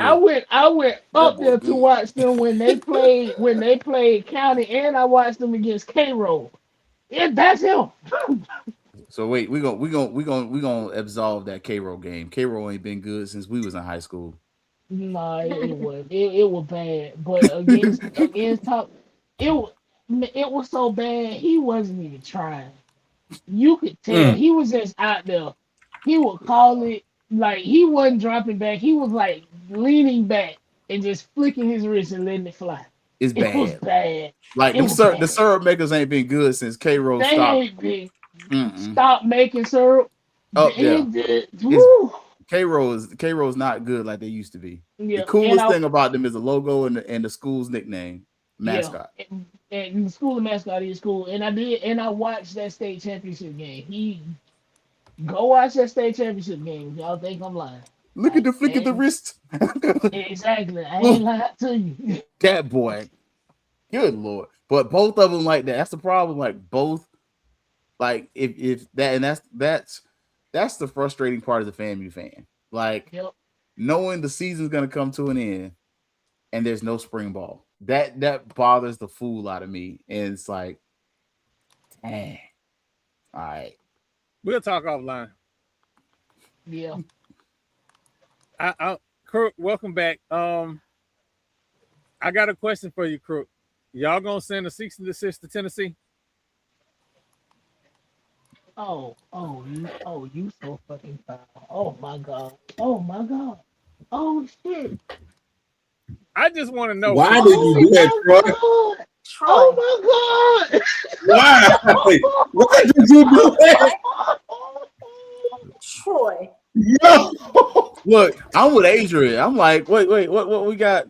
What's the cease and desist for Tennessee for? For the Blues. Because Tennessee has a special uniform. And it's the light. You talking about the blue. Yeah, it's the light blue because it's supposed to be honoring Pat Summitt. Gotcha. And if you watch Lady Volunteers basketball, they've been wearing that blue for years though. For years. Yeah, even when she was there, like they only, I think they're Tennessee is one of the few schools that has a secondary color for their women's program.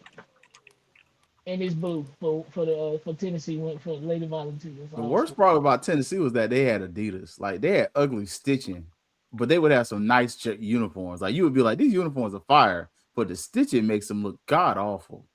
Yeah, the new rollout has been nice though. The new uniforms, the whiteout's nice. I ain't gonna lie, those do look like Southern's old uniforms. Not that one, Troy. Look at the Southern uniforms about 4 or 5 years ago. They had that exact same striping. It was just, the Columbia blue, whatever blue and yellow. Southern had a uniform just like that. Now, there were some other accusations being made about a school in Jackson with some baby blue colors. I don't know. I'm not old enough to remember that. I don't know. Hold up. I ain't never seen JSU with baby blue. Me either. JSU's only had 3 colors, and sadly, they need to bring one of them back because they need to stop playing. Man, the red. Thank you. Hey, they was about ready to run that man out of office same day over that red, and I was like, I 100% agree. That is an absolute valid crash out. You just got here. What you talking about? And the worst part, JSU ain't got their best helmets. JSU used to have a white helmet that was fire. The white helmet with the JSU with the red stripe going down the middle. No, it had like a tiger on it. I'm looking for it right now. I know one thing. Oh man, you talking about? Please don't. That's the James Bell years. Oh, let me find that. Them chrome joints with the I believe y'all had need to not ever make another appearance again. You know what? We don't even wear that no more. That's the crazy thing. Bad. Like they were bad though. They don't even play in that one no more. Like take the I believe shit off, but the chrome helmet was fire. Just all with that with the tiger claw and the J on it. Yes, I'll do that.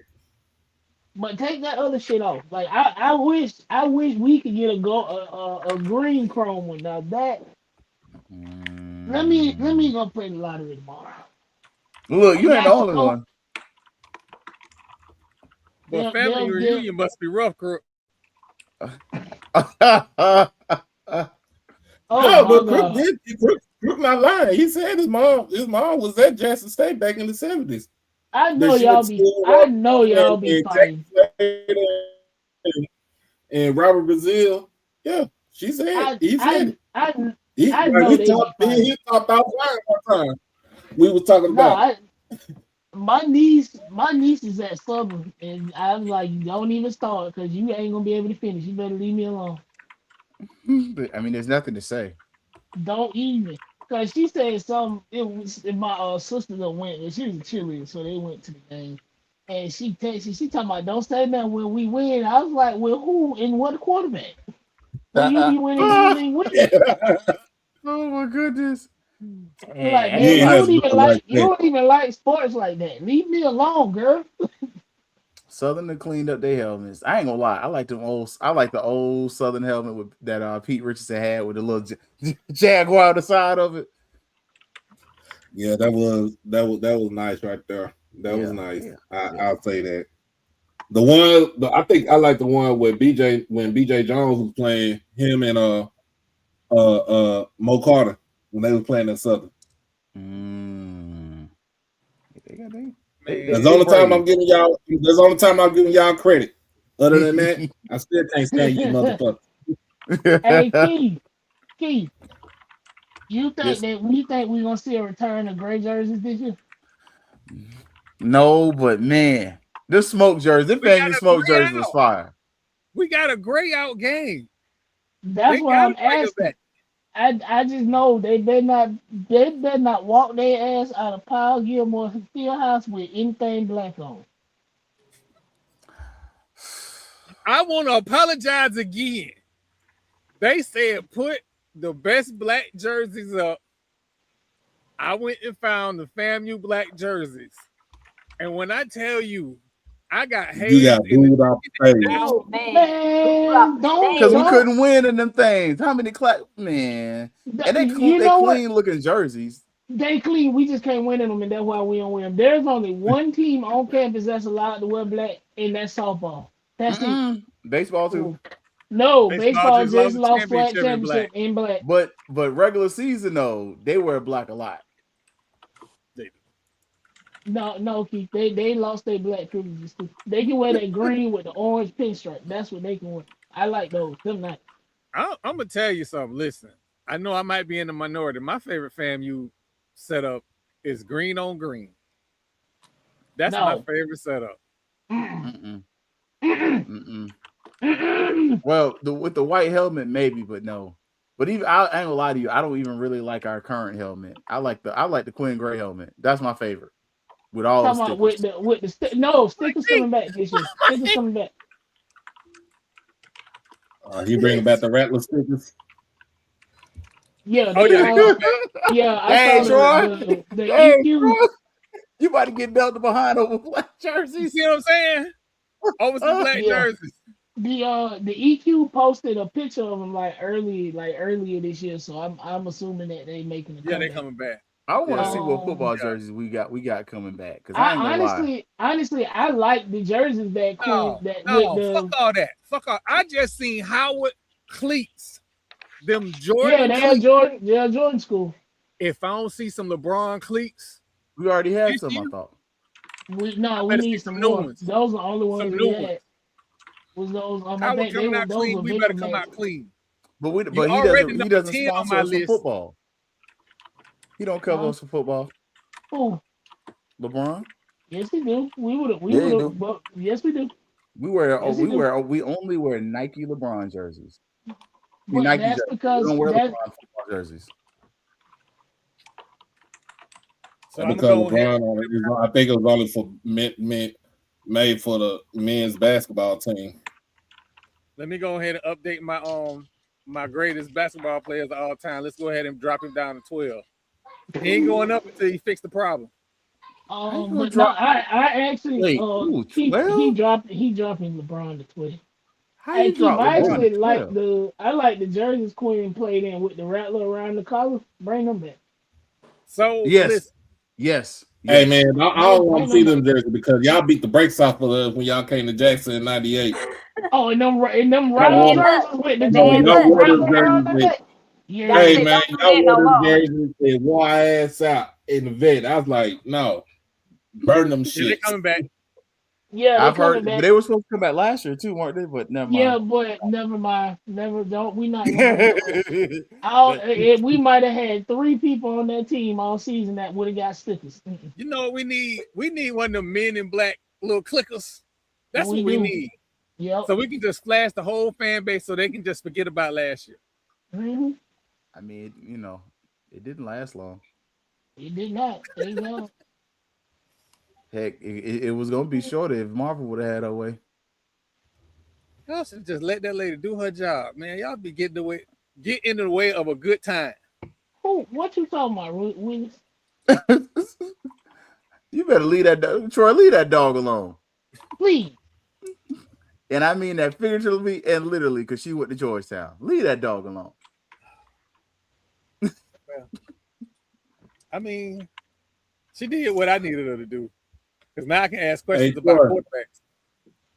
hey Troy, What's did up? you see the news? Did you see that the NBA is putting a hold on that trade with the Oh, yep, Raptors and the man. Sixers? Listen. Man, the Hey, NBA a ain't broke got buck that is much right goddamn twice a day. integrity.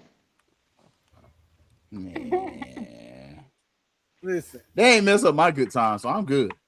I got 5. I got 4 in the possible, so I'm all right down here in Miami. My team, we gonna be all right. We ain't You gonna know win no what? I championship. We're still gonna make don't playoffs. want. No, we definitely ain't Y'all winning. ain't got no But shooters in Miami. We got one. excuse me, we got one. They keep posting, listen, the fans keep posting pictures of Klay Thompson in a Heat jersey. Hell no. I'll take him. That ain't I ain't happening. gonna lie. I'll take him as a 6-man off the bench. Okay, that he's past his prime of starting. Precisely. Mm-mm. But yeah, coming off the bench as a 6-man, absolutely. Yeah, him and That's what LeBron he's can sit doing in over there on the Dallas. bench next to each other. But isn't That's the what he. talk that DeRozan might consider? Yeah. Hey, go. Hey, South Beach Rosen, come on. What you say? You South Beach got DeRozan? South Beach Hey, Rosen. Come on. DeRozan You ain't want is to be gonna in do the same Sacramento thing anyway. DeRozan does. I just needed to get 10. I needed to get 10 and 5. 10, 10 and make it 5. 12. If you give And me we 10 and 5, good. good. We square. You ain't got to give me 20 or 30. Mm-mm. Yeah, but they gonna pay him like he giving them 20 or 30. With what I money? mean, honestly, we ain't We got the no left. money. We are broke. The We are Miami Heat are broke, broke. Yes, we got I Okay. say they're nothing. probably paying for Bam and Giannis. At least I Bam earned his Bam, Giannis, goddamn money and your though. boy, Wiggins. That's it. Wiggins, yeah, And Wiggins took a pay Wiggins cut. got a big Yeah. contract. y'all know what?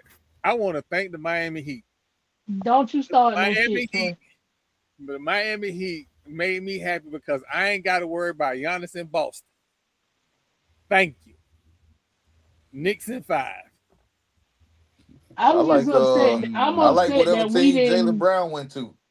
How about that? The Oh Sixers? Philadelphia. Ooh. That's gonna be an interesting little roster though. no, I'm Tyrese actually For the Maxey. Tyrese orthopedic Maxey. surgeon. It doesn't matter when Embiid ain't there. They still have Maxey and Jaylen Brown. That's gonna be a dangerous duo. You wanna Don't forget about don't forget about VJ Edgecombe because he is you I a wanna like I know like something, VJ Keith? Edgecombe as well, but I'm talking about the stars. You who are we gonna get 60 points a game from these two guys? And I think they are more than capable, especially when They Embiid are. ain't there. Because But they well Tyrese. I feel like and look, we looking at it like this, Embiid always hurt. Watch they play better when he's out. Yep. Because the You Cause offense, he wanna the ain't in offense there opens shrinking up. the floor. you wanna know something, Keith? What pissed me off about Jaylen Brown going to the Sixers is we could have got Jaylen Brown and not gave up the whole fucking house instead of Yanis. You're not wrong. If they were I trying would to have been move okay with him, that if too. they were trying to move him that bad, We could have got Jaylen Brown in Miami and potentially held on to a draft pick. And one or two of them players. Allegedly. Yes. Uh, Allegedly. no, with what they gave up, TP, you know I ain't lying. Oh no, they gave up a king's ransom. No, exactly. I'm talking It's a about reset in Miami. Yeah, so I'm like, bro, did y'all even call? Did y'all just jump on it? Again, I'm me and Doc gonna agree with this. When you dig up Jerry Jones' mama, go ahead and put Yeah. Pat Riley in her spot. Yep. Yeah, we ain't had to do this all night. What? Dig up Jerry Jones' mama?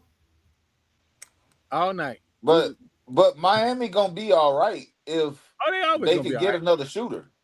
We're gonna be okay. We're gonna make the playoffs. That's the thing. What y'all fail to realize, most Miami Heat fans that are of not of a certain persuasion are rational. Now it's the ones that keep voting for that orange man. Don't believe nothing they tell you. They're gonna tell you you're gonna win the championship. Yes, they but are. us real Heat fans gonna be like, we'll make the playoffs. Yeah, the play-in. No. In the play-in, No, we not going gonna past play play-in this year. We gonna be in play. Now, what you call it gonna be a problem this year though, and I hate to give them any credit. The Magic. What? Oh yeah. Yes. He already know. And they got Wagner back. Not Wagner. What's the boy? Problem. What's Jonathan the boy's name? Isaacs. Vucevic. They got Vucevic back. Oh, they got Vucevic back. Yes. Yeah. As long as they got Jonathan, go ahead. He's gone. They cut him. He got cut by 2 weeks ago. Back though. Yeah. He signed back though. Signed back. For what? He signed back for the vet minimum deal. Huh? Oh yeah. They signed him. He signed on for a vet minimum deal. Mm-hmm. So he ain't gonna play. He coming off the bench. No, they're gonna send his butt down there to play in the Silver Spurs Arena down there in Osceola County for the Osceola Magic. I said what I said. Hey Mike, don't you dare talk about my Heat like that. You know, and again, y'all wonder why I say Marlo is a closet Magic fan. We having a whole Magic conversation. He ain't said a word. We ain't said that either.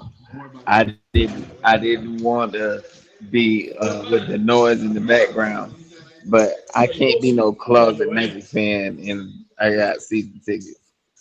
It's impossible. Oh man. And ain't a bad seat in that arena. I ain't gonna lie to you. No, it's not. Where at the Amway? Yeah. It's Kia Center now. It's not a bad seat. I'm at 121.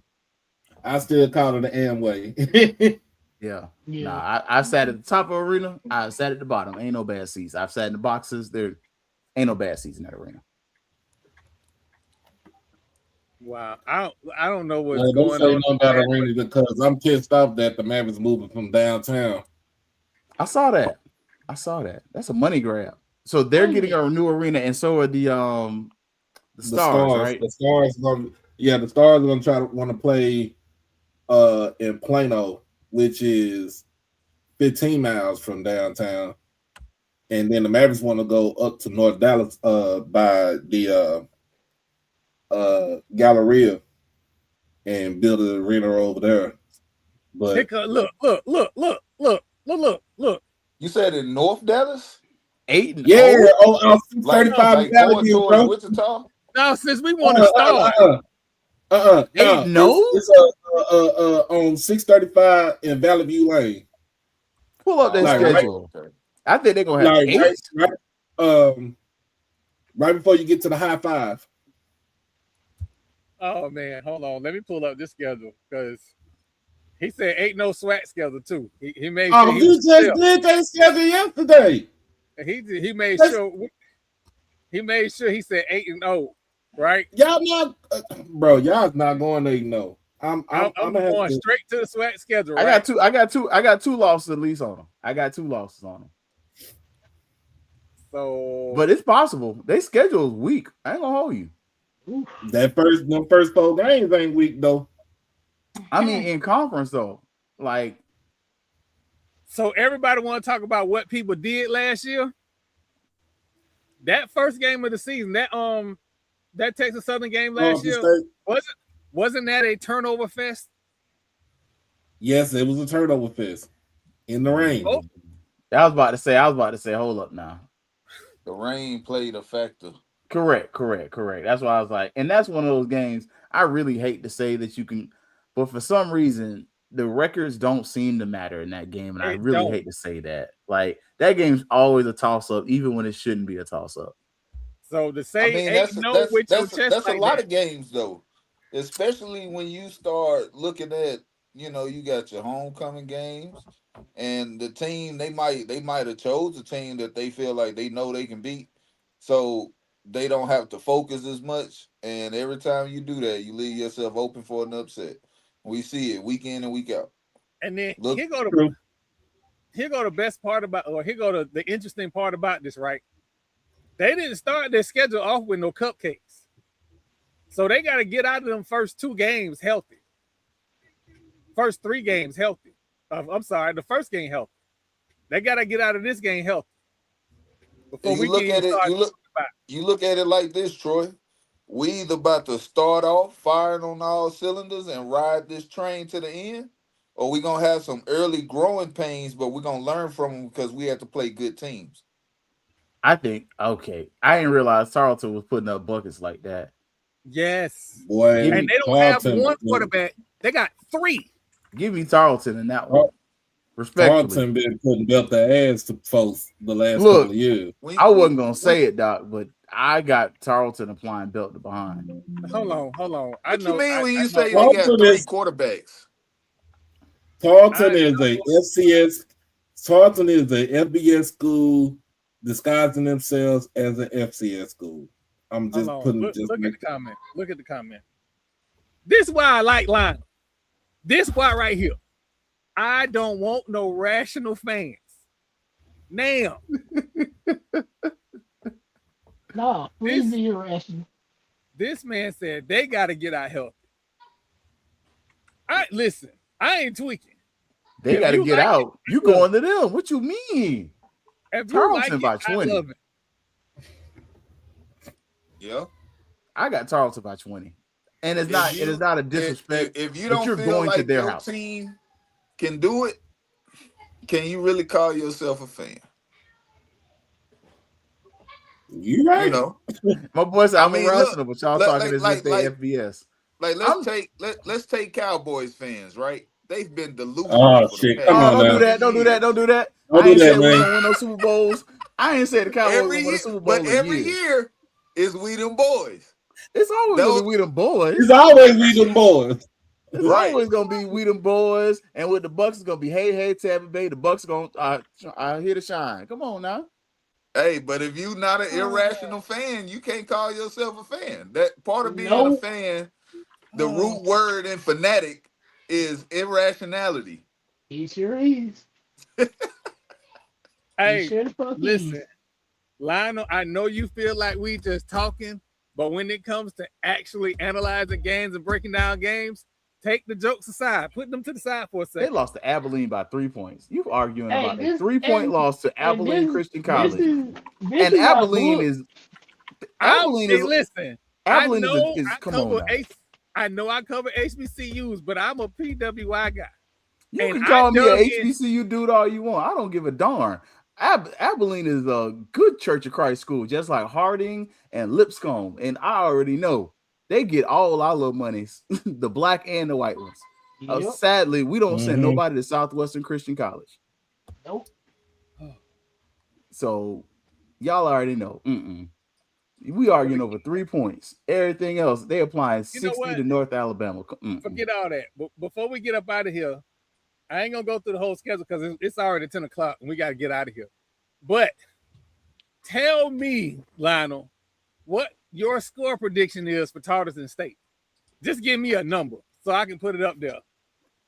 Since we talking crazy, I got 40 to 20. Shit. God damn. And I meant it. And it's because you're going to their house. I mean, I know it ain't the farthest drive across Texas, but still. That's a 6-hour drive, bro. Dang, I forgot Texas. I forgot.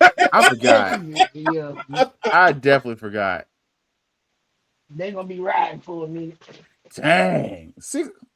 I forgot y'all like that in Texas. See, Florida is just north to south like that. And east west But across the even panhandle. I You was about go to take say north you to go out south from is Dallas in 8 any hours. direction. 8 It's hours gonna plus. take you. I mean, Shit, but just from Austin Dallas ain't to that El far though. Paso is 8 hours, bro. Shit, north to south in Florida is like 8 hours. East to west is what? 2. So let me hold on. 2 to Let me 4 go ahead and because of explain Yeah, traffic. my comment. but unless the furthest is if you in Jacksonville and you gotta go to Pensacola. Yeah, that's just that. Nobody likes that. I I ain't gonna wouldn't lie. drive I'm that shit. flying. Ooh, PV. You couldn't pay me to drive that shit right there. Oh I'm no. flying. Listen, Bro. I ain't listen. gonna lie to you. PV gonna be lucky to have by that Grambling game. If they got 2 wins, they did good. Listen, I'm just gonna say this. I'm not With disrespecting. 9 fans. I'm not Evil. disrespecting PV. All I'm saying is that even if you knock out Tarleton State starting quarterback, they got 2 more monsters. If y'all starting quarterback get knocked out, do you have 2 more monsters? That's what I'm talking about. Staying healthy. But not even that, Troy. They first they got monsters on monsters. Like you got Tarleton State, who is a legitimate program. Then you play your rival Texas Southern. Then you play Baylor. Then you In play Waco. Stephen F. Awesome. Like, come on, you getting three heavy hitters out of there. That's just, and then you get Grambling, who Grambling's always physical. They may not be good, but they always physical. That's why And that's another classic. That's why I said on Doc Show. I think Prairie View hits their stride mid-season, and that's when they go on their run. I said early in the season, because of their schedule, they are going to struggle, but they will hit their stride.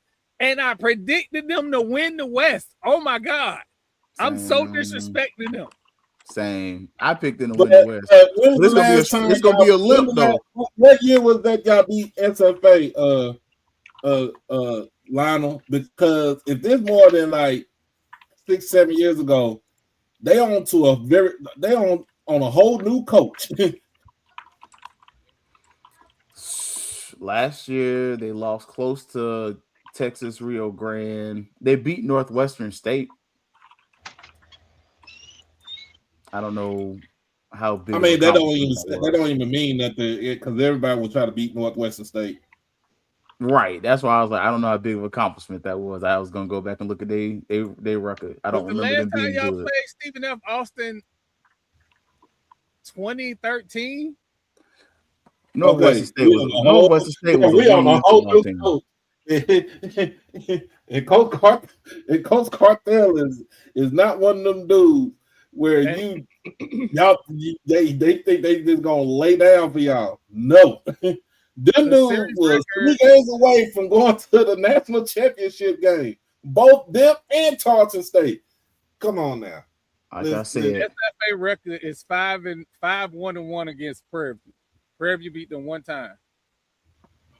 I said what I said. That first half of the season, Prairie View will not be a top 10 team based on some people's rankings going into the week 3 or 4 because they're only going to look at the win-loss record and not who they played. Yeah, I can agree with that. Again, I don't think you should not think you gonna beat them. My comments were in direct correlation to your comments about me being an HBCU fan, me not respecting y'all. Oh, say it again, Troy. Say it again. Keith said it. Tarleton State is going to beat them. Stephen F. Austin is going to beat them. I said that.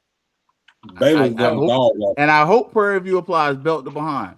I want Prairie View to beat everybody on their schedule.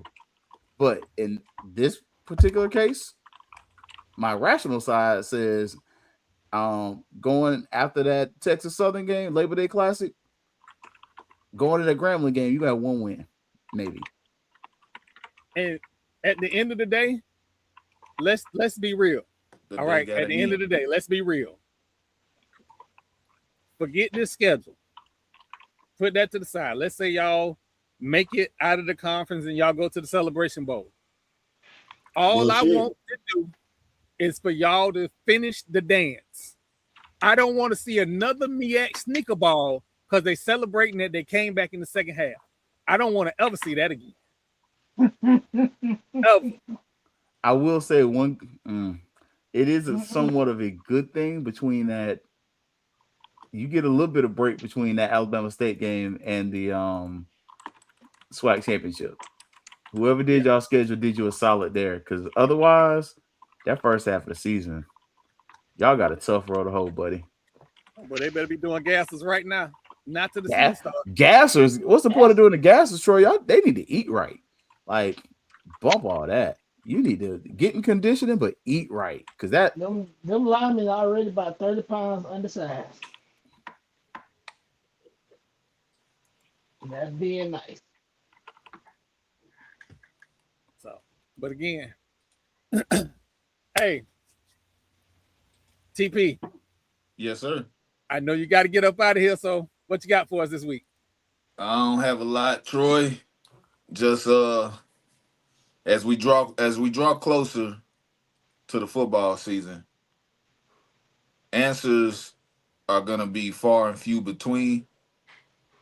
We're gonna be left with more questioning than answers before the season starts. As much as we analyze and we talk and we go over the numbers, we go over the acquisitions, we go over the positional factors with the coaches. We still got more questions than answers right now. And that part about it I love, because we shouldn't go into the season knowing exactly what's going to happen. That takes the joy out of it. It takes the fun of watching out of it. We watch it because they give us something to watch. They're giving us a show. That's what sports is for us fans. It's a show. A lot of emotions, especially between rivals, between ex-teammates, ex-teams, whatever. However you look at it, it's a lot of emotions that go into this sport. And I love every minute of it. And I can't wait for the season. So that's what I'm going to say. I don't really, I have predictions, but at the same time, my predictions don't mean shit right now because it's still July. But come October, questions are going to start getting answered. Teams are going to show who they are. And then we'll be able to draw better conclusions as to how the season is going to end and how it's going to play out. But that's my time. I appreciate y'all. Gathering of Old Men podcast. I'm TP, and I will see y'all next week.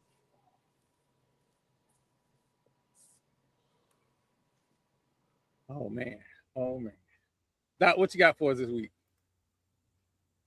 All right, so we finishing up predictions on Saturday. I was gonna do it tomorrow, but I get off late tomorrow. I'll go in late tomorrow for work, but we'll finish it up on Saturday with the mighty SWAC East. But I think I put this in the group chat earlier, and Troy had some questions about this. So here in the state of Texas, basically in the DFW area, we have two athletes, two kids, student athletes who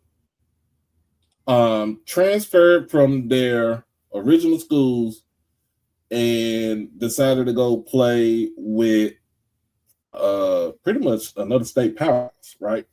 So we got first and foremost, we got four-star quarterback Colton Nussmeier, who is the son of Doug Nussmeier, the OC in the NFL, and his brother is Garrett Nussmeier, who played at LSU. He was at Flower Mound Marcus. He decided to transfer. His family, they decided to transfer to Denton Ryan.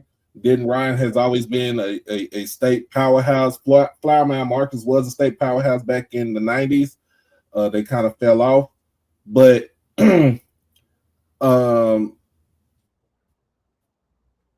Also, there's a 5-star defensive back named John Meredith III. His original school is Euless Trinity. His family decided that they were going to move to South Fort Worth and enroll into North Crowley. North Crowley has been on a hot streak the last couple of years, culminating with a state championship in 2024. They had a high power offense that year, and last season they were 2 games away from going back to state in 6A. Well, the UIL, who is the governing body for high school extracurricular activities here in the state of Texas, decided that both of these young men were transferred to these schools for athletic purposes, which culminated with the district executive committees for both of the schools where the schools are in for their district to say that they are ineligible for this year to play at their respective schools. But here's the caveat. They said that they can actually go back to their original schools. Now, John Meredith III, he transferred from Euless Trinity. Euless Trinity was a powerhouse back in the 90s and 2000s when Coach Steve Lineweaver was the head coach. They kind of fell off for a little bit, but the thing about it with this situation is the fact that his mother is a peace officer in the state of Texas. And if you are a peace officer, it doesn't matter where your kid go to school at, because you are a peace officer. You have that leeway. Also, his mother got married in November, and they decided to move in with her husband, and I guess his family also in Crowley, which made them transfer to. But at the end of the day,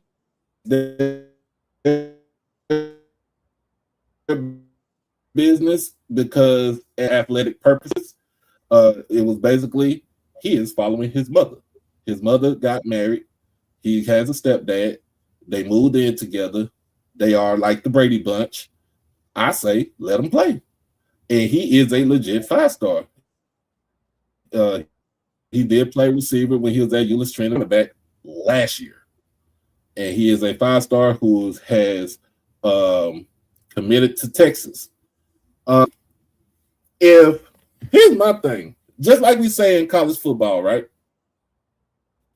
or college basketball too, if a coach can leave a program and go somewhere else, why can't the kids do the same thing?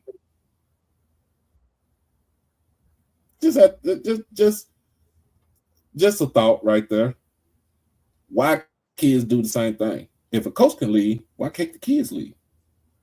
And in the case with Nussmeier, he's not even going that far, because from Flower Mound to Denton ain't nothing across Louisville Lake. And with Euless Trinity to North Crowley, some people say, well, there are schools in between, but no, his mother, they live in Crowley. What's the use of him going back to Euless Trinity if they live in Crowley? So now he gets to lose a year, his senior year. Both of these kids get to lose their senior year.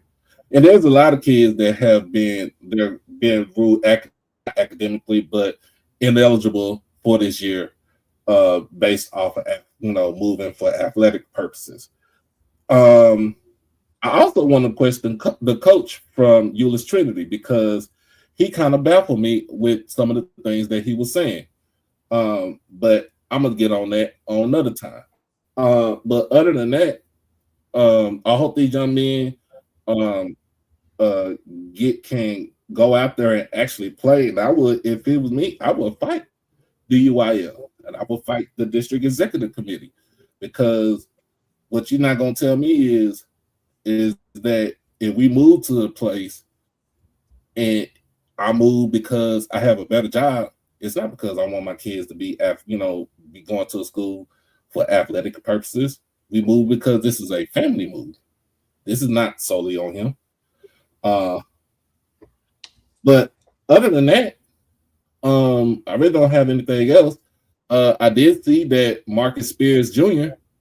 decided to reclassify himself from the class of 27 to the class of 26.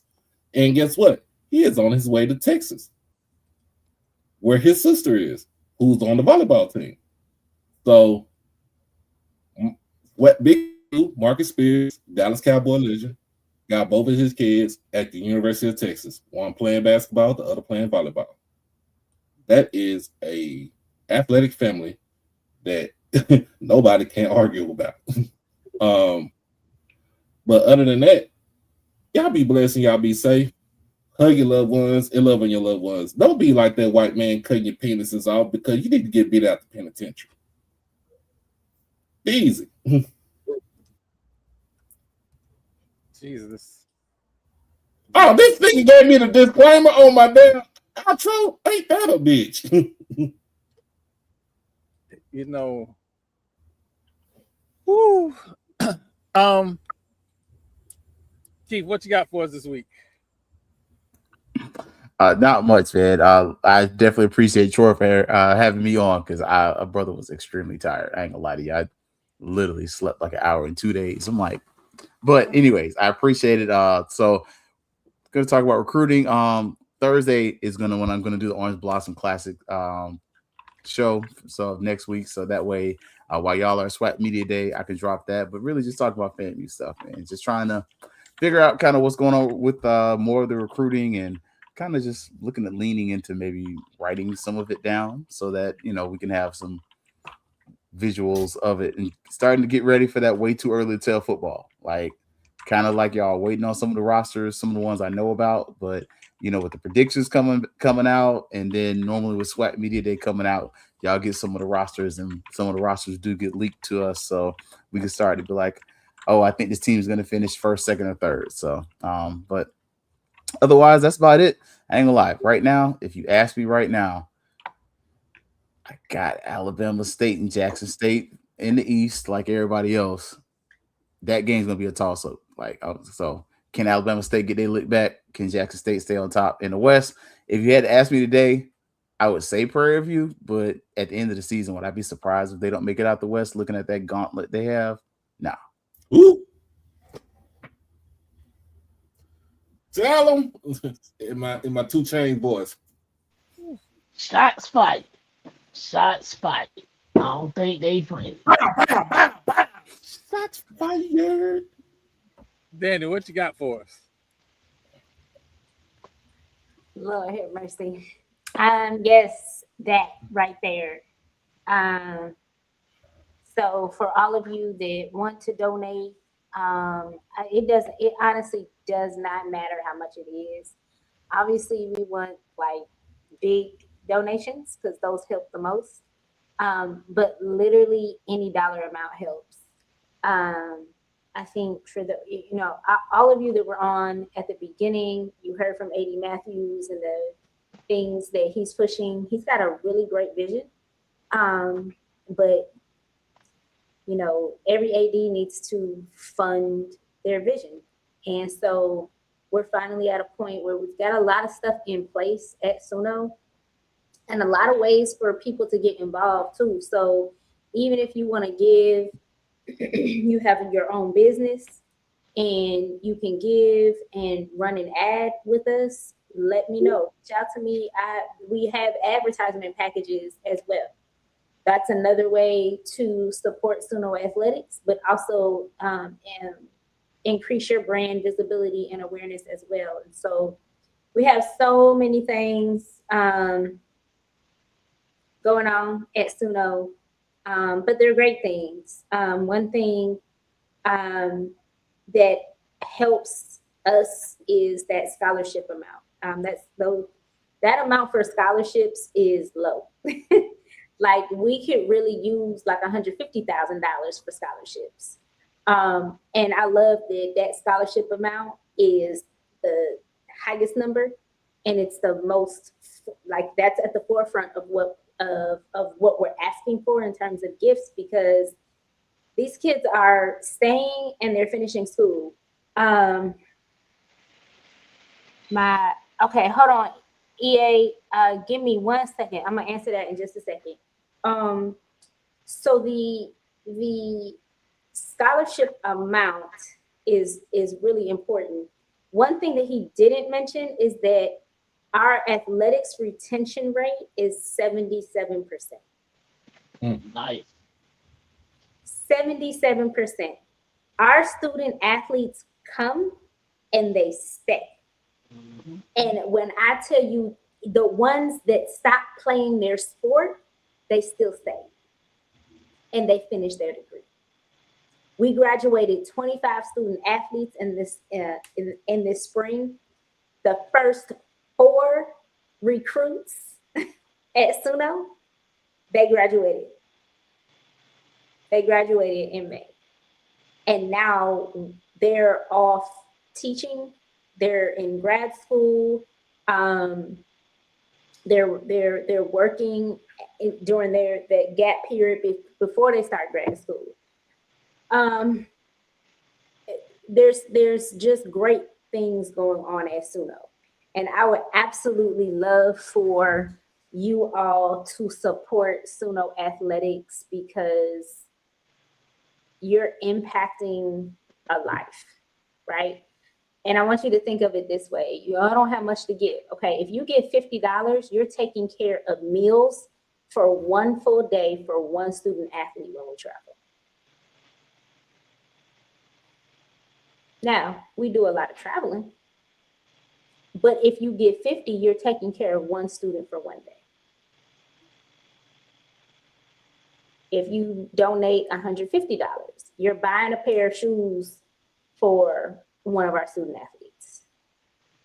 If you donate $2,500, you're taking care of their room and board, their lodging for, it's probably, that would take care of about 50% of the fee for 1 semester for a single. And most of our student athletes are in doubles or quads. So, and you can split the payments up. You don't have to do it all in 1 month, all in one payment. You can split it up and do it monthly. It could be a one-time gift, an ongoing gift. And so the impact of your dollar it's real. And I just hope that you all see that, and you see the benefits of it, and you see that what you're not just spending money, you're literally donating, that your donation can help change a life. Because a lot of these kids are coming from areas where if they go back home, or if they're not at Suno, they're not going anywhere else. And so it's really important to us that we keep these babies right here at Suno. And so again, bit.ly/Suno Athletics 2026. That's the giving link. Or you can go to sunoathletics.com and click the donate button at the top menu bar. If you have questions, please reach out to me. You can email us athletics@suno.edu. Or you can hit me up. You can ask, if you guys need a contact number, just ask Troy or Doc or Jamal for my, well, I'll give y'all my other number. But that's it. EA, you asked where we can learn more about my health and wellness juices. Website should be done soon. And then you guys will actually be able to order directly from the website. And then I'll be able to ship. There's been a delay with that. I've been as transparent as possible. with what has happened with that. I was supposed to have an investor. Someone made a promise that they were going to give funding for the juice business. And they were also supposed to give funding for Suno Athletics. And they did not do that. Their intentions were not right. And they made it out to be something that I don't believe they ever intended to come through with. And for those of you that don't know me, you know, number one, you ain't got to lie to kick it. That's number one. But number two, I am a woman of my word. And when I commit to something, I'm going all in on it. And Troy will tell you, I probably get on these guys' nerves a lot because I'm constantly asking when we're going to do this, when we're going to do that. How can we get this done? But it's because I'm dedicated to what I do. And I'm not going to beg anybody for anything, but I'm also not for sale. And Suno is not for sale. We are going to absolutely fundraise because that's how our programs survive, through donations, through sponsorships, all of that. So you may not have it, but maybe somebody in your network does. Send them our way. So EA, I don't have certain things right now because I have to work extra to get the things that I was trying to fundraise for the business as well. So I'm behind. I'm probably about a month and a half behind in what I wanted to do and what I need for the juice business because of that situation. So, but we could definitely talk offline as well because I can share more with you. I think there were a couple of people that asked for like what my menu is, and so I was able to text them my menu. So I'm more than happy to do that with you as well. I don't know. We can't do private messages on here. So EA. I got his information. I can send it to you. Okay. EA, once Troy sends me your info, I'll just send you a text and it'll just have the menu on it. And then you'll have my contact phone number and email address as well. So I'll make sure I get that over to you.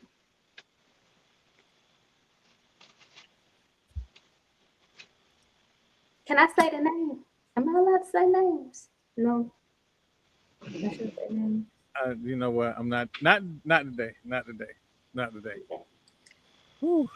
Keith, what you got for us this week? You already did, Troy. Oh wait. Oh, you know what? My bad. Should be Jamal or Marlo. All right. So I'm gonna go safe route first, which is crazy. What you got for us this week, Jamal? Wait, I'm the safe route now? This ain't safe, boy. And you got no disclaimer. Look at you. Moving on up, Jamal. Hey, Jamal, tell them ain't shit safe over here, son. Wait a minute. Wait, whoa. I'm the safe route now?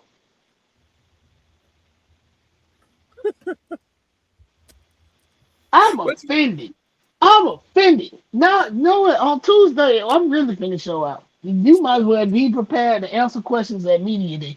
I ain't gonna be there. And actually, I don't. You appalled? I mean, I'm clutching my pearls. Goddamn it! Oh man.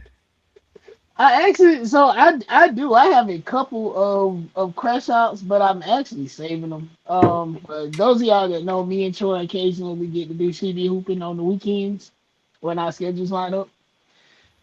We're hoping that this Saturday we'll have this will be our 4th episode. Yeah, it'll be 4. Yep, the 4th episode of CB hooping. It is All-Star Weekend is coming up. Asia is back. She playing right now, thank God. But I have a couple of crash outs. One to the congressmen that feel like they can intervene on a private corporation and tell them how to conduct business. Again, for the people that want small government, but for some kind of way, they are going to force the WNBA players to not play defense when the game of basketball is to prevent the other team from scoring. But okay. And also for my beloved Los Angeles Sparks and Magic Johnson's big back ass, because I don't know what the fuck they're doing right now. I think I've been crashing out over that team all week. I'm surprised they haven't blocked me on Twitter yet. Yeah, every time like they posted some dumb shit that they talking about, it was just a comic code, and I said the bar is in absolute hell. I'm just gonna keep saying shit until either I get blocked or that lady get fired, whichever one happens first. Then I'll probably just make another account and then tweet them some more. I'm a fan. I'm absolutely fanatic. On the life side, I am preparing for a move. I'll be taking my talents to Jacksonville next Saturday because I got to be work in Jacksonville that Monday. So yeah, so I will be Duval, and I've already looked up season tickets. So I will be in the bank every Sunday, rain, sleet, hail, snow, with my Jaguars gear on, yelling at Trevor Lawrence when he throws a stupid ass pass.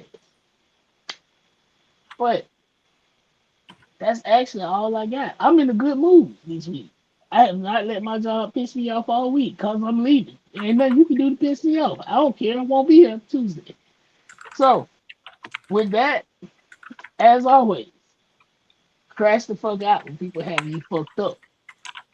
Fuck Donald Trump and punch Nazis. I am Lord Jamal. See y'all on Tuesday. Actually, Saturday. See y'all on Saturday. Hey Jamal, you see Travis Hunter he got a little bit bigger from his rookie year? Yeah, I saw that. Oh, he gonna be they said Buddy just ran 20 miles an hour, so he gonna be nice. Hey, that I hate that knee injury happened because it was but he looking good. Like he has definitely, I would say, put on what, about 5-10 pounds of pure muscle. Yeah, like So 10 pounds of muscle. Yeah, like 10. He is not that scrawny dude we saw last season and when he was in college. Like he is lean. He's moving well. Yeah, I'm excited. Hopefully I can get there and get to some of the open practices and have me a good time. I'm gonna be like Marlo. I'm about to be parking on the 50-yard line. Is the Silver Fox still open in Jacksonville? I wouldn't know. Man, why the hell would she be watching this show? Jesus. What the hell? Wow. Huh. Lord. My bad. Names of players. Yeah, I'm about to say, Training can't get ready to start up next week or so. My bad. What you said, Doc? I said training can't get ready to start up in the next week or so. They've already sent out who they doing and everything. Mm-hmm. Wow, I was today years old when I learned what it is, and evidently the answer is yes, Troy.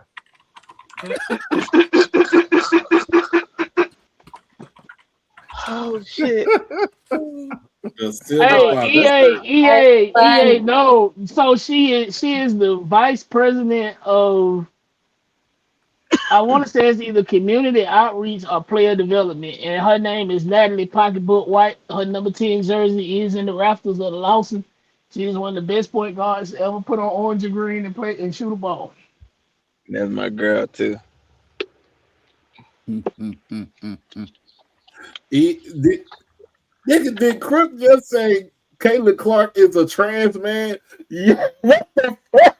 He's crazy. Crook is insane. Hey, wait a minute. Wait. He said that on another show. EA, when the hell did Jenkins bro? Hey, wait. Flag on the play. Hold up. When did Jenkins close? About a year ago. They closed. Yeah. I could still get the sauce though. Give me a bottle of salt. All right. Where you get the sauce from? Oh, you got a plug. Marlo know people. Marlo know people. I ain't asking no questions. I grew up from down the street from We used to walk down the ditch to their house. Like I'm from the Ville. Well, I used to Marlo, live next to Susie Tubbs. what you got for us this week, man? I ain't got a whole lot. I'm feeling real refreshed. I just had a birthday, and He called sometimes you when you went hit, fishing last week. I got a lot of fish too. That being out on the water, if y'all ain't never went like offshore fishing, that's something you gotta do at least once. I Especially if you 100% like agree. especially if you like being out on the water. It gives you time to reflect on the ride out, and when you hook into some big, like 20-pound fish and stuff like that, you pulling up from 160 feet down. It's ain't nothing like it. So I feel refreshed, I feel renewed, and I feel inspired. I feel so inspired that I ain't gonna even say F that school in Daytona. I'm gonna say fuck that school in Daytona. And yeah, I feel refreshed, and that just does something warm in my spirit when I can get on here and absolutely wish them all of Haiti's best. So yeah, that's about all I got. Football season's here. It ain't on the way, it is here. As some kids are doing tour days and sweating profusely just walking to the damn field. So yeah, y'all be blessed. Thank y'all for coming out. I'm glad everybody had a productive fourth. Yay, America. That ain't my holiday. I couldn't come off mute fast enough to say nothing crazy. That didn't say me. I ain't even say. That ain't my holiday. Hey, Marlo ready to be journalistic on next Wednesday. it. Uh, but I'm that journalist that's gonna look you in the face and like, man, that's some bullshit you telling me. Yes, he will. Don't sit here and That's that say confirmation. But so. no, because Marlo will look at you and you can see the question, but Marlo will respectfully not ask you the question to preserve journalistic integrity. It does something to me. Like you can't sit there and lie in my face, and I know you ain't out there doing the best for these kids. Well, Well, And listen, that, y'all. yeah. Hey, we needed to get all of this out of our system before media day. I cut my hair, and then I went on. I just got in the road after I cut my hair. And now since I've cut my hair, I've proceeded to get indecent proposals from that blonde haired lady. I don't know. Anyway, bouncy, bouncy, bouncy. Mm-hmm. Boing, boing, boing, boing, boing, boing, boing, boing. Take that little blue pill if you need to. I take 100 milligrams every day. That man take that shit like chiclets. Listen, Hey, I'm gonna say this and then I'm gonna get to my topic. you ain't got to get ready if you stay ready. Yep. It is y'all young dudes keep acting up. Keep posting that crazy stuff on the internet. It's some old dude out there that just got over prostate cancer that don't have a wife and is single, and he taking 100 milligrams of chiclets every day. And banging your mama. You gonna be putting your lady through the mattress. You know what I'm saying? I ain't telling you something I ass heard full of about. wash and dry. I ain't telling you something I heard about. I'm telling you something I know. That being said, hey, look, I know a lot of people get kind of upset with my comments about their schools, and they can't differentiate between what I'm being analysts and when I'm joking, and That's that's okay. that's the literacy problem. Let them figure that out. Yeah, fuck them people. Mm. I mean, That is a literacy problem. If you can't determine when somebody is having an analytical thought on something that actually happened and telling the joke, read a book, bitch. yeah. But that being said, Go if play you in the street, cause this show ain't safe for you. listen, if that upsets you, cool. Take your ass to a game, buy a season ticket. If that upsets you, and you want to come in and chat and talk back, make sure you find your collective and you donate to your collective. And have a thick skin, because I'm from Florida. Please remember that. Don't piss me off. So, and again, I love Irrational Fans. I like it when Lionel and Said come in here Oh yeah. because I learn more about Prairie View and the type of alumni and fans they have just by them talking. Because see, we They follow still a don't lot of go to the game. God damn. Oh shit. Anyway, They want to brag on their team because they won 1 year. What about when they get the mud stomped out their shoes? In a tsunami.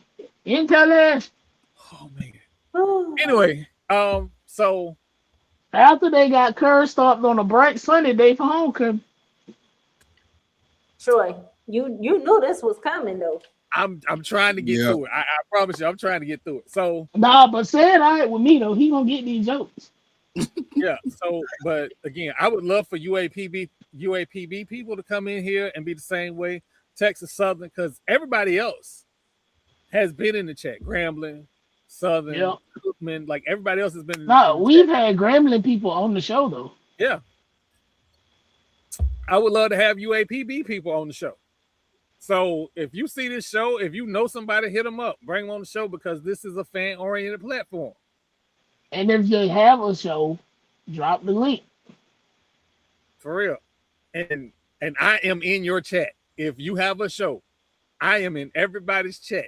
Hell, I was said what brass monkey of the day or whatever it was. So it's all love because at the end of the day, yes, I love FAMU and I want FAMU to do better than everybody, but I want the SWAC to do well. I want the SWAC to get paid. I want these kids to want to go, hey man, I might not have got $12 million from money laundering state, but SWAC Don't school be talking about your school like that. Damn, not SWAC money school laundering A, state. SWAC school A gave me enough money to live to where I can play football and be comfortable. That's what I want. I want us to be the first destination for athletes to come to and play football and basketball and softball and baseball. I want us to be the first destination. I want us to be the first thought. But that don't happen without us.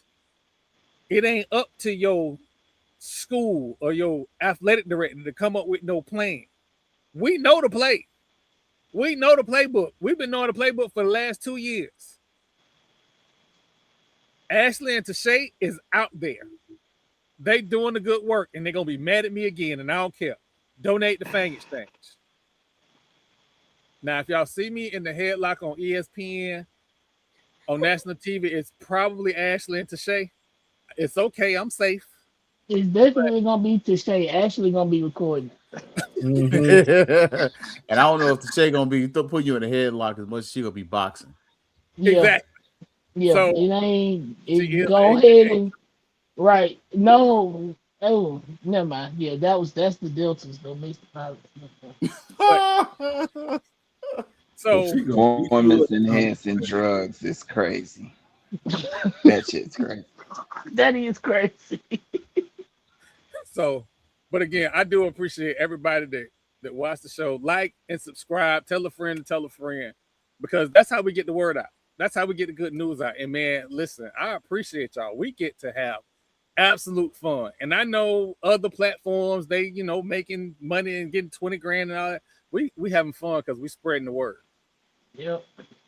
But if you want to give us 20 grand, by all means. Yes, We are more than welcome to. We not gonna say no. That kumbaya shit that Troy just did. I don't subscribe to that Lord, subscription. here we go. Can I Fuck finish? you. Can I finish? Can I finish? So Okay, go ahead. Fat Mouse Sports is back up. We will have audio podcast should be back up next week after media day. There is a I did a complete overhaul of the website. I'm not HBCU Game Day. I'm not HBCU Sports. We Fat Mouse Sports. We are a video and audio playing, and that's what I want the focus to be. So I changed the website. I couldn't take it no more. I am the worst client on the planet. So yeah, I took the site down, redid it. So now when you go to the site, you go right to, you will get a description and you get right to the podcast episode video or the podcast short. We do have a short with Keith on YouTube, and I saw that shit. I saw it on my TikTok. On TikTok. So man, Keith come on here and get nuggets and then leave. So I got to make sure I highlight them nuggets. So check that out. But also the Roku app, I have done everything I need to do to relaunch the Roku app. I just got to finish doing the audio and video files after media day, so that'll all launch at the same time, and you will see Fat Mouse Sports on Roku. I think that's everything. Again, I am working on Danny's website. I have come to the end of a contract for one of my clients. So I was a freelance programmer for them. That contract is ending. And so you will now see, again, Agile Design Software will relaunch in the next couple of weeks, because I'll be doing applications again until, of course, they try to hire me back again as their in-house or their outsourced programmer. So, but as always, lead with love. I have the most fun with these people. Fuck that school in Daytona. I ain't even got to that part yet. Like you ready? Okay, get to it. Get to the part. This is an example of a premature ejaculation. And bump you lying more schoolers. Bump you lying more schoolers. How do we go from that to all ski? I am not taking performance enhancing drugs. That was a fun one. I need to be like Crook. Where is something? Crook, you got a pre-roll for me? Hey, be careful with the pre-rolls now. I was about to say, pre-roll be sneaking up on you, bro. I know. But, no. But again, for everybody here at Fat Mouse Sports, Fangs Up Podcast, Key Hadley, HBCU Overdrive with Dot Holiday, everybody here at Fat Mouse Sports, Lord Jamal, Danny, TP, and Marlo, and myself, man, we are out. Now, Marlo. Fuck that school in Daytona. The long way. Fuck that school in Baton Rouge. I really want to ask the question, but we go on the media day, so we out.